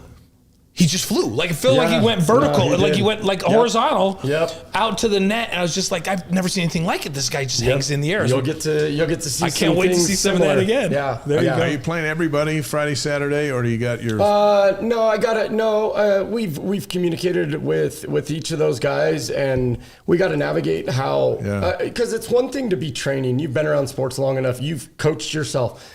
It's one thing to be training day in and day out, but to now play in games. We just got to see how things respond, and because there's an unbelievable core of young guys, like very, very good young guys. So we got to navigate that as it relates to them, their eligibility, and is there a kid you wanna talk to about maximizing their potential through a redshirt year? Right. So the answer to that is no, I won't, but. It's just going to be kind of the first opportunity for us to play somebody else apart from a scrimmage. We've talked about this AJ kid and his ability and all that. Will we see him a little bit? Oh, you'll see AJ a lot. Okay. Hey, remember the real AJ. The real AJ. We see the real AJ. We're going to start. I'm going to do pregame for basketball. I'm going to have to say it to AJ. No, I won't. We're friends. We got to make this a thing. I think it's awesome. Yeah. All right, 5 questions. for Shawn Olmstead, presented by Strategy Square. Let Chantel help your business grow through social media, and you can reach her at strategysquare.co. Tonight, Shawn to reveal his top 5 hamburger places of all time. Ooh, top 5? Of all time. 5. They could be anywhere, too. Of all time. These could be in Europe. These could, dang. and I know there's got to be some in SoCal. Because here's the thing. Right? There's got to be some Yeah, in SoCal. but yeah. When we think okay. of volleyball, we think of the beach. Yeah. We think of hamburgers. Yeah. So we figured that you have to be well seasoned. We know in volleyball and in beach life. Yeah. So we figured that the world would be ready for your 5 endorsements. No, that's not fair. Because I'm not like I hate to break it to I'm sorry to do this to the show. You guys are amazing, but now I feel like I'm the downer because I'm not like I'm gonna go like in and out like That's that's okay. just a tried and true. Like me growing up in California, we'd go surf, we'd play beach volleyball. Ate there with the kids the other night. Yeah, you're paying back then though. You're paying like $1 for a burger, and fries, and so the habit started in Santa Barbara. But I still would take In and Out over that. Yeah. So you're going to In and Out number 1? I would just because that's my go-to. And don't apologize. No, for that. I love the Hey, Flying Dutchman. Shawn, you're not the Flying only one. The Dutchman. Flying Dutchman. What's on a Flying Dutchman? Flying Dutchman is just 2 patties and a piece of cheese in between. And then you put it in a little bowl and get the pickles and onions and just eat it like that. So if we go up to the protein, if I'm trying to be lean, I should go get the Flying Dutchman. Yeah. So if we go over to Parkway and we say we'd like the Flying Dutchman, they'll know what we're talking about. Oh yeah, 100%. Yeah, absolutely. Anywhere you So go. it's basically I want a double with cheese, protein style, but you don't have the but lettuce. without the lettuce. And it's in their little tray. What are those called? Bowls or? Right, but then you can animal style. Then get fries animal style, right? I'll do like animal style, protein style, but I've always done it with the lettuce. But this is Flying Dutchman. I get Flying Dutchman. Sometimes if I'm super hungry, I'll get 2. I put mustard on it. They add mustard. They add pickles and onions on top.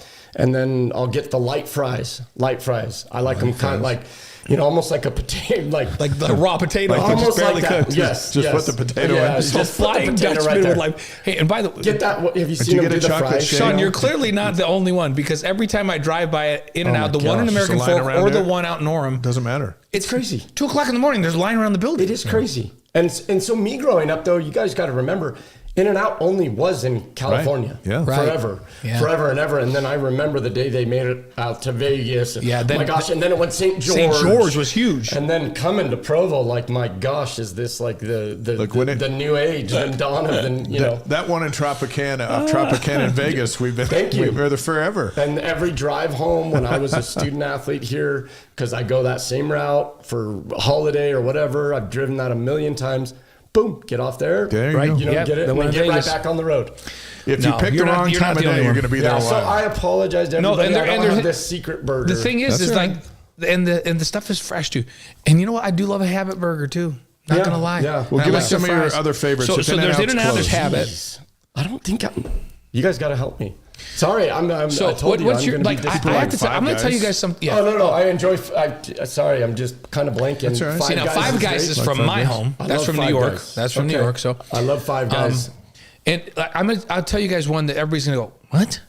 So Cubby's has a burger called Cubby's is great. the Smush Burger. Yeah. And it's like it's a homemade roll. Yep. And then they put a fried egg on it for me. Yeah. And I had that thing and I was like, oh man, I'm hooked on this. So now I will go to Cubby's for a burger, which doesn't make any sense, but I do. Cubby's is really good burgers, and we go there with a lot with our team. We do a lot of team stuff over there with our recruits as well. They've been great to BYU, and so Chubby's. That's a good point. Then Chubby's is the other one I was going to mention. So you got Cubby's Got and the Chubby's. Utah cheeseburger, which is good. which I Oh, like. it's Chubby's I is guess I gotta try really it. good. There's I a gotta try Cubby's it. and there's a Chubby's. I had Chubby's is right up on 800 East by the mall. Oh, yeah. By I've seen it. Maverick and by the mall right there in Okay. that little strip mall by where the movie theater Yeah, is. yeah. That's good going. And they've got a great burger. And Okay. and they have a BYU room. Oh wow. Yeah, so like they have a room gotta that's go try all it. BYU paraphernalia, and they have the games on. People come and eat and watch the games. There's like huge BYU supporters. the food tastes better in there. But Okay. in fact, you could probably tell them, I'm Shawn Olmstead, and you will get the BYU discount. You could But tell them that. I do have to tell you a place. They have a great burger. that is famous in Carpinteria, where I was born and raised. Okay, there we go. Yeah. There's and anybody that I run into and I get meet for the first time or start talking. Hey, I'm from Carpinteria. Oh my gosh, it's called The Spot. The spot. And there's one road that takes you down to the beach. It's called Linden Avenue. Get off the 101 and just go right to the water. And I live right down that road. I live, if you get off the freeway, you're going to go left. Well, depending on coming north or south, but Go to the ocean, you're right there a few blocks away. And 1 block away is this little shack that's been there forever since I can remember, called The Spot. The Spot. So, Carpinteria, California. I guarantee you a handful of listeners, there's zero doubt in my mind, a bunch of people have been there. Quite a few, I bet. Yeah, I bet you're at The Spot. There you go. All right. You know what? Blaine and I have been known to have on many occasions in between shoot-arounds. People think we're idiots. A classic Big Mac. Like we'll go Yeah. like if we've You're got not both idiots. if we're calling a game. Yeah. Then we go to both shoot-arounds day of game. Okay. And we talk to both head coaches, and usually there's a break in between the games. And he always says to me, "Gosh, we probably have time to just run down to McDonald's. You want to just go get a Big Mac?" And I said, "There's nothing wrong with a Big Mac." Never has been. Yep, never has When been. we were kids, they were so my big kids we could go, barely "Ooh, hold them. you ate at 100%. McDonald's?" I'm like, guys, McDonald's there's nothing wrong with McDonald's. We're man. confident in our own skin. Yes. And we'll go in there and order a Big There we Mac. go. That's the Now next it's gift. not nearly as healthy for you as In-N-Out. That's Well, for sure. this is Especially not if you eat the Flying Dutchman, No, there you go. which is what I Flying should be. I'm trying to drop 10 You gotta lbs try- in Jeez. the next month. You got to try it. You'll like it. Thank you for the gifts. Oh yeah. And Yeah. thanks for Always. your time. You know we'll wear these for Always, sure. always, And hey, always. none of my kids are getting that, or my wife. I'm getting that. All our guys, it's funny. This school starts on Wednesday, and I see these guys. They've all got them, and we've given them to very small handful of our special donors, and the Hydro Jug worked with us That to is- let us create our own little thing. No, I and love it. That is mine. The guys are carrying them around the classes and all that that's stuff. cool. I'll carry it proudly. And we love your Redmond mug there. Oh, It's yeah. one of the Yeah, they're sponsors one of of our our show. sponsors. That group and those guys have been awesome, and he and I were texting. And, Harvey Scott? Ryan. Oh, Ryan, Ryan, yeah. And Ryan mentioned you guys, and then I saw the relight back there. Yeah. The funny thing is true story. I had been using relight for years. When I would go out, that was my electrolyte of choice type For thing. your And hikes? I'd have a few in my pockets, and just over time, I got to meet those guys. They started chatting with us and getting involved, and they've just been wonderful supporters of BYU, and Yeah. they're continually looking to do more. And so just the other day, they came and brought these water bottles, and we're like, "Hey, we'd love to just, here you go. This is just for us," and saying thanks and being connected. So it's just a nice water bottle that I've Yeah. kept. My wife likes the pina colada. What's your favorite? What is yours? Ooh. No. I mean, I'm very familiar with all their flavors, so I want to get this one. Honestly, my go-to is probably just the mango. The pina colada is really good. Yeah. They have some wild ones, like the chocolate. I'm like, it seems a little but it's heavy just- for me. It's just kind of funny, but they're branching out and getting some great limes. Any of the limes that they'll do and mix the kiwis and the watermelon. Those are all really really good. So the pina Mine today coladas. for my workout this morning, strawberry lemonade. Yeah. Really good. Really good. Really good. Really good. So I it's have a fun. relight every single workout. Yeah. I sip one packet in a full Yep. bottle at 100%. every workout. Yep. Well, Diljit was in here. She swears by it with her runners, Yeah. and athletes at a high level need that kind of stuff. And Diljit's smart about that, and they're doing some pretty phenomenal things. And right now, I joked with her, they're not training in Hawaii; they're just sitting around in Hawaii. Yeah. But no, they're getting after it, and they've got to. It's again, it goes back to the first comment I made when we started this thing, just the excitement of BYU. Look at her team and look at Ed's, and both those coaches now have pro teams that are training every single day on campus. That's right. Isn't that like crazy? Literally, these people have come from around the country to live here now and to be a part of those coaches that are running our track programs. It's pretty exciting. Fantastic. Amazing.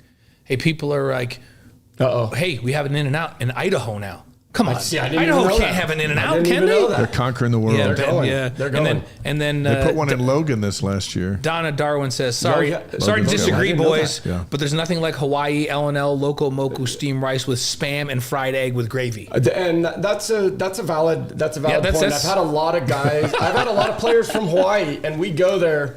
And those guys, it's fun. Like, I'm looking at the menu, and they're like, "Nah, coach, we got it." And something comes out that is unbelievably delicious every time from when we go to the islands. The fact that they can make Spam taste good every time I'm over in Hawaii, it blows me away. I'm like, Spam was like not even a real food, is They're the it? masters over Oh there. yeah, yep. Very good. Well, Coach, good luck Friday. We look forward to Awesome. seeing you and your team. Yeah. And the great thing about volleyball season, it goes It goes forever. Yeah. And we're talking about hosting the MPSF in April. Yep. And it'll be here before we know it, but not before we play a lot of games. Look, thank you guys. Thank everybody. I know what goes into all this, and I know a lot of it's just a love that you guys have for BYU, for the athletic department, for all these athletes. And so I hope you guys know how much it means to us, and thank the fans, right now, man, heck yeah, fill up the Marriott Center. Let's go watch AJ, and then come down when we play and watch another AJ. And I'm the biggest fan of every other team. Like, let's line up and go watch the Gordon's team take the softball field and Trent and the baseball team. And let's go. I was at, we're probably off the air. I literally in the middle of the day, I don't know if you guys even know this happened, but it was probably a week or two ago. I could pull it up on my phone, but Diljit's, kind of, Shawn, come on, just come with me. Where are we going? My girls are going to go break the world record. What? And they broke their world record. And I watched it, and I called our team. In the middle, it was a track meet, and they have to be. Look, I don't know. Don't get mad at me. I don't know how they're verified, like how all that works. But there was some sort of track meet going on at BYU, like Utah, UVU was here. So it was the BYU Indoor Invitational, probably. Yes. And so Dilgy, for, probably, there's certain things you got to get certain qualifying times. And she probably looked at that as an opportunity with her girls. But then she looked at it, there's this altitude, factor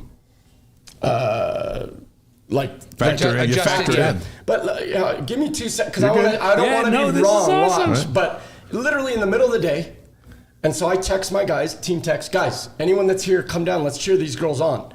And all of a sudden, secretaries are coming out there, and I'm like, whatever, I don't know what you guys are doing, but this is gonna be cool. Like, let's go line up. And Jane was in that group. I know that. Jane was in that group. Yeah. She was the last. Diljit tells us that the Jane's the real AJ, that AJ's not. AJ's the Jane. Might be the AJ. She says AJ's the Jane of college basketball. I don't know. Jane's another level. Yeah, like she is. She'll win Olympic medals before we're all said and done. She may win world championships. Yeah. I agree with Diljit as much as that. Because that hurts me to say that, because Diljit's got enough of, I know. Her, just kidding, her confidence. I'm razzing her because she knows that I care. So, okay, here we go. This was cool. This is me. Look, on a random Wednesday, BYU runners decided to break a world record. This is from a track website. The BYU track women go out and run a 10:41.85, which converts to a 10:33.10, so 10 minutes, 33 seconds, which would be a world record after you factor in the altitude of Provo and the 323 meter indoor track. Right, it's an unusual configuration of the track. So they literally went out, and on a random day, the excitement of BYU decided to break a world record. Let's go break a world record. And they did it. Unbelievable. And your guys were there, which is awesome. A bunch of our guys, and it just, again, it goes to the excitement of what's going on at BYU right now, and every day coming down, I'm not going to a job, it's just a great opportunity for me to be around wonderful people.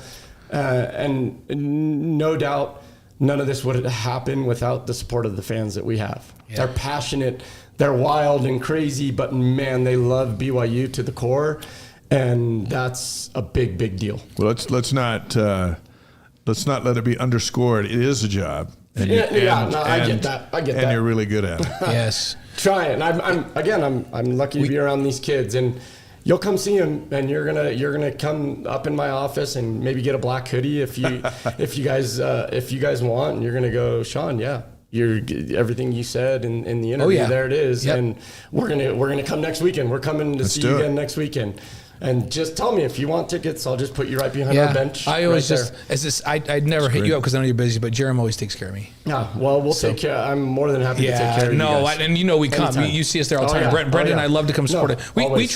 We both try to get to everything we can get. Every sport, men's and women's. We want to support those things, because we feel like we've got the best job in the world. Because our job is to just shine a light on all the goodness. Talk to you about your now. job. That's what our job is. Our job is to shine a light on all the great things that are going on in this program. You guys do an amazing job. And let all these fans all over the world, for Pete's sakes, and not just with this show, but everything that we're doing, just to bring them into it so that they can enjoy it too. Yeah. We have the best job. And you're not even wearing shoes. Like, you've taken it to another level. You know, I go in my pajamas, but you're not even wearing shoes. That's another level. If I showed up in shoes, if I showed up and didn't go no shoes on this show, because I've been doing it since the beginning, everybody here would go, "Are you sick? Are you like okay?" It's like, what's wrong with you? What's going on? What's happening? 7 o'clock Friday night, St. Francis, live on the BYU TV app. If you can't get a ticket, if you're lucky to get in, the place will be rocking. And Shawn Olmstead and the new Cougars will be out with the other AJ that now we are as excited to see and write about. The AJ. Yes. Yeah, the AJ. Yeah. Which Not is the also other the AJ. other J, because there's two He is AJs. the AJ. I mean, you know, we've had this kid in our plans for longer than the basketball AJ. That's true. Yeah. No, each of those players, I hope people understand my humor and my care for every program. And basketball is so darn exciting right now and so fun, and I'm so happy that everybody gets to, like, this is again, I'm rambling, but what a unique time to go watch AJ at the Marriott Center. Oh yeah. And the rest of the crew, not just him, right? The rest of the crew, Richie and all those guys. Like, when are we going to see that again? You know? And I remember taking my son to the Jimmer San Diego State game. Yeah. Kawhi Leonard, Jimmer. Remember that? Storm the court. That, I remember going like, is this stadium going to hold this? Like, we were moving it, and in our where my seats were, and my son was this tall, and then you know, then Jimmer came out on the cover of I think it was Sports Illustrated, making that fadeaway against Gonzaga.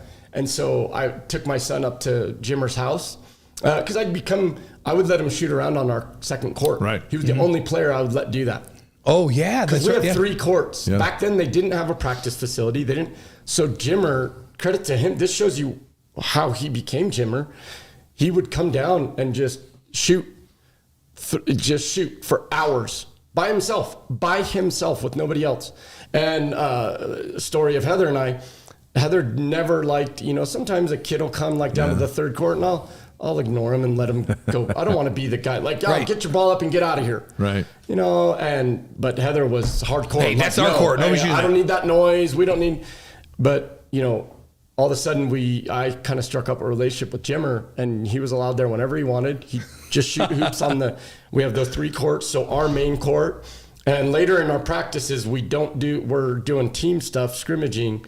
So Jimmer would come and just shoot for hours, and I'd look over there, and then we'd have a water break, and I'd go sit right under the hoop. Yeah. And like just feed him, because he would go chase the ball by himself and dribble back, and I would just sit there and for 2 minutes catch up with him, and every ball would just come right through you guys straight know, down. You've seen him shoot. Yeah. And I'd give it out to him, and 2 or 3 minutes. All right, I got to go back to practice. Okay, have fun. I'll see you tomorrow. But anyways, I got to experience that in the Marriott Center. Yeah. We're getting another feeling that again, right? Yeah. You know, and what I was going to say is I took my son, who was young at that age, up to Jimmer's house. He lived with Charles, and he gave me his address, and because he couldn't go to school anymore. Right. Like, he literally couldn't go to school. And so I was like, hey, Jimmer, you know, I'd see him because of the facilities, and hey, I just want to get, my son wants to get this signed. Oh yeah, coach, come up, you know, and go up there. And so I share that because we're living another Jimmer experience. Yeah, we are. Yeah. It's going to be a great week. Shoes, someone needs to get his shoes though. Like, we're in the old lockers at the Smith Fieldhouse. I probably shouldn't tell people because someo's going to go. Jimmer's shoes his locker is still there. No one's moved it. Really? And it's in the middle of my guys. Like, I have. It's bad form to move his locker. Yeah, you can't. No, I've got pictures of it. Like, his shoes are hanging there, and he's got a binder up there. It says Jimmer Fredette, and he's got his laundry loop, and you know, a few issue, and it's got about that much dust on it. And I've told Brian, I've told everybody, and nobody dares touch it. That would be bad karma. I've told Jimmer, leave it there. Like, dude, your shoes. You gotta leave it there, right in the middle of my guys. Like, there's cool. Jimmer's locker.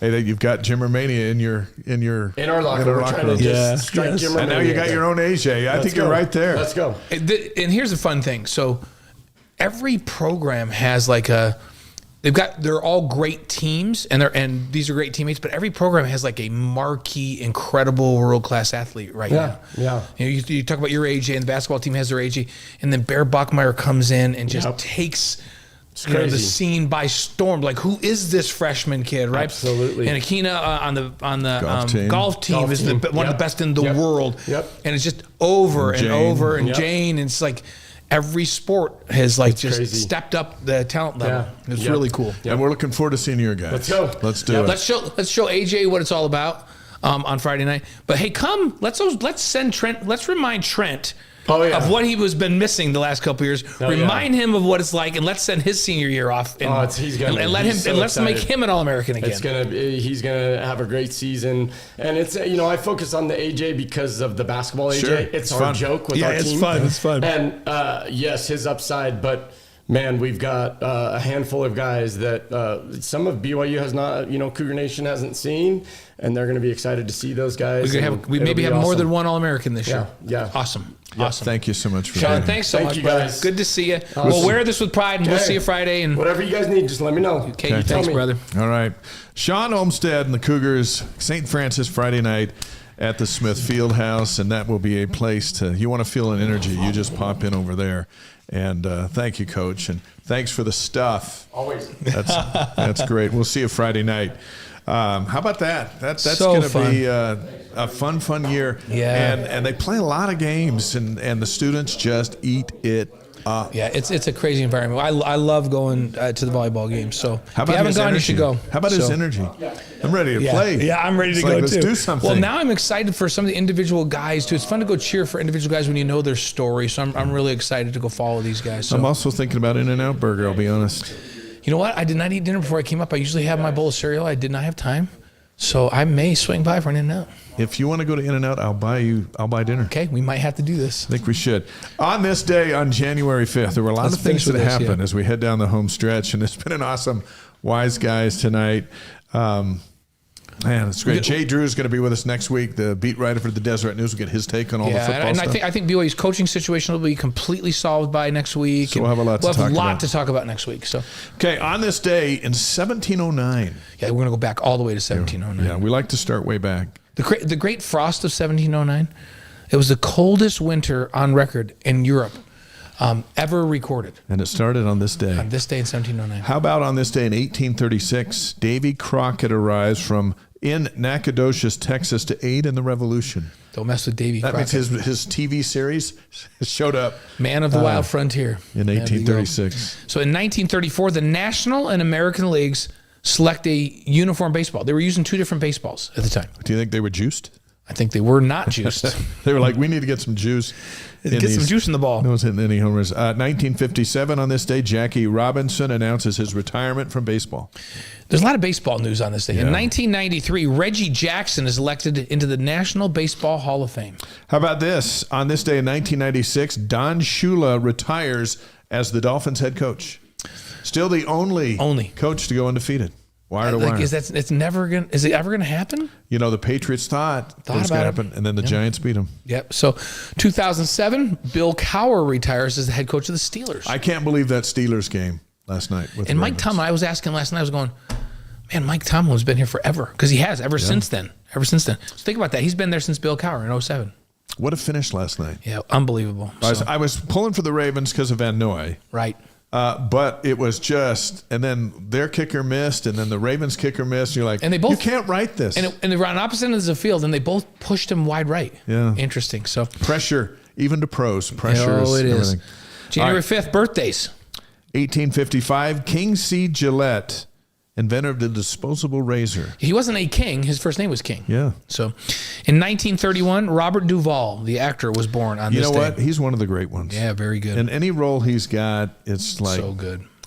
1932, Chuck Noll, the Steelers Hall of Fame coach, was born on this day. He won the four Steelers Super Bowls, right? Yeah, he did. So in 1945, Sam Wyche, the coach of the Bengals and the Bucks, credited with introducing the no-huddle offense to the National Football League.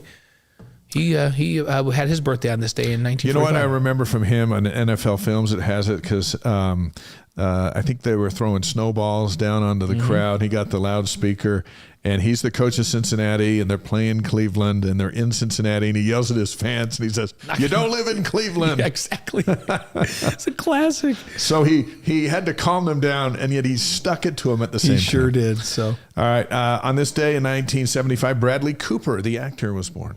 wait, is he in? No, who's in this new film? Is it Bradley Cooper? It looks like he is, but I'm not sure if that's him or not. I can't remember. All right. January 5th, deaths of note. In 1939, Amelia Earhart is declared dead after disappearing over the Pacific Ocean in 1937. So then they waited 2 years and like, said, okay, she's dead. 1963, Rogers Hornsby, Hall of Fame second baseman, one-time Cubs manager. He died on this day. And why was his baseball card the most valuable baseball card in history? It's like rookie card. I don't know. I don't know, but it was. So Yeah. how about 1988? Pete Maravich, the Hall of Fame New Orleans and Utah Jazz, affectionately known as Pistol Pete Maravich. He passed away on this day in 1988. On this day in 2004, Tug McGraw, the pitcher and father of country singer Tim McGraw. Yeah, the old Phillies great. Died on this day. So, yep. We want to thank BYU men's volleyball coach Shawn Olmstead. He was fantastic. You can hear it again at wiseguys.com. And now where you can find us this week. Yeah, so tomorrow morning I'll be a guest on Sports Nation. I'm hosting Sports Nation. So I'm a guest. Did you know I was on tomorrow? I didn't know that. I'm on tomorrow. So now we'll be. So be nice when I come like on. this. Yeah. It's fun when we host together. Who are you hosting with tomorrow? Jerem, I'm going to be wearing this thing tomorrow. Okay, cool. So if you have this Should I put it at on? home, then people know, Okay. hey, you guys have the same shirts. I'll put it on. And we'll Just so say, people well, know. it's because we're in with the head coach. And because the game's this Friday. And the game's So this promote Friday. the game. There you go. Yeah. And then I've got the pregame and postgame show with Jerem. So you and I are both working with Jerem 2 days in a row on Wednesday at 6 p.m. And then we'll do postgame show right after the game. And I'll have some stuff in the Deseret News this week. I'm going to write about it. The other AJ. We learned that there's some two AJs on campus. That's right. The campus is big enough for two AJs. It's big enough for two AJs. And that's what we got it. going on. As mentioned, Jay Drew of the Deseret News is going to join us next week, BYU football beat writer, and there's going to be some things to talk about. Absolutely. And so we'll get his take on that. And let's remember that Wise Guys is presented by Brady Plus. Supplies plus support. Find out more at bradyplus.com. And by Mountain America Credit Union, empowering dreams for over 80 years. Find out what they can do for you at macu.com. And by Eddie, HR and payroll software built for small businesses. See how Eddie can serve your team at eddy.com. Our Relight Athlete of the Week, which is Delaney Gibb this week, is presented by Redmond. The secret's in the salt. Learn what it can do for you at redmond.com. We learned what Redmond Relight can do for Coach Shawn Olmstead. Yeah, he uses it too, just like me. That was a glowing endorsement. Yeah. And he does those long distance crazy things. So, and Wise Guys is distributed by the Deseret News. This might have been one of our best shows ever, our first show of 2026. Yep. Shawn is always a great guest. We love having him on. And you know what? Sounds like BYU Volleyball's got some talent this year, and he's excited. Yeah, Friday night, the BYU TV app.